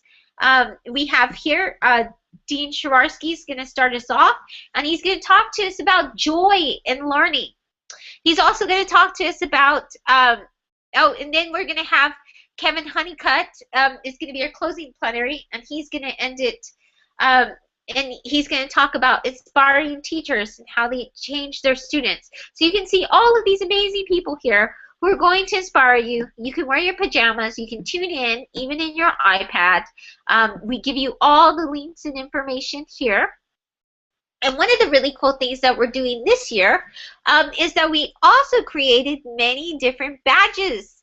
We'll be loading those up, but basically you'll be able to give badges to other people and gain badges as well with RSCon. So I'm going to show you some of the badges that I have created. All the presenters will be getting them today. And this is just kind of a way to spread good spirits. So while you're interacting, we want you to interact. And while you're interacting with all of your peers, if one of them shares with you a good tip or something, then you can give them a badge that says that rocks or top tip or edu helper. So we want to really, and that's part of the spirit of RSCon. You know, we really want to be able to have you build a community. You know, RSCon is more than an online conference. We actually provide an experience, and when you leave, you feel that you haven't just been on an online conference. You feel like you really had this incredible heartwarming experience, because the best part of RSCon, and all the presenters and keynotes will tell you that, is the audience. Because for 4 years, you all are just amazing. You share so much, you give so much, and you really are very kind to all the presenters. So let me go ahead and show you these, and then I'll let you get on with the rest of your day, because I got to keep organizing as well. So hopefully I can show you some of these. And here they are. See? You can see some of them, I think. I don't know if you can, actually. I might have to do it through the box.net. But the great thing about badges are ways where you can have, I'll show you my Credly account, because I'm going to upload them there as well. So coders, web designers, engineers, they all have badges that they create, and they use this for professional development as well. Badges are a way, when we're online, a lot of times we don't get to see each other, it's not that personal touch. Well, think of badges as your digital flair. They tell people who you are. They tell people if you're, they tell people, for example, if you go to a session about math, and I see that you have all these badges with math, then I can tell that you love, that you're a math teacher, or you love, that's your category. So that's some of the things that you can do with digital badges. You can see a few that I have here. And these are some of the ones you can give away if you hover around. All of this is free, by the way. You don't have to pay anything. You can even add these badges to your Future of Education profile, because you do get a profile there. You can upload them there, or you can go to a site like Credly.com and you can put them there. If you hover over the ones on mine, you can give those away. You just go give, and when you give them away, you can also you give them a confirmation code. So all they have to do is take that confirmation code, and then they can get their badge. You can see all the cool ones we had here. We did this at ISTE, me and Sarah, the teacher, who will also be presenting, and it was really fun. We had a good time, and we created a great experience. So we hope that you will join us tomorrow for RSCon. You can grab all the links. Here's the most important link here, which is the schedule. So just go and click on schedule and attendee. And when you click on that, just scroll all the way down. So I know there's a lot of wording. Don't worry about that. Scroll all the way down. Pick your time zone. You have the cities here. You have different type, and then you also have the time zone as well. Pick yours. Mine is San Antonio, Texas, so I'm here, Houston. Gonna click here. And when you click on it, then you have the ability to go and see a schedule in your, and you can even add this to your Google Calendar. If you click on the link, you'll see that you already have the session links. So all of it's there. You can copy it to your calendar, all the sessions that you look at and you say, that's what I plan on seeing. And after each session, you get a digital badge that goes with it. So thank you so much. And we hope to see you there. Don't forget to follow all of our author spotlights today. You can find them if you go to futureofeducation.com. We'll have a link on the side in a little bit. And you go to, it's very simple, RSCon author. Not authors, but author. And then you can scroll down and you will see the videos. We're going to put them on the on the Future of Education, and then you can see all their Twitter handles. And then we're also within the next hour going to have the links to their books. We didn't have it right away because we knew some were giving some away. So we want you to go and be able to read and be inspired. So thank you all so much for joining us for the first ever Spotlight. If you enjoyed it, let us know so that we can continue doing this, okay? Thank you all so much.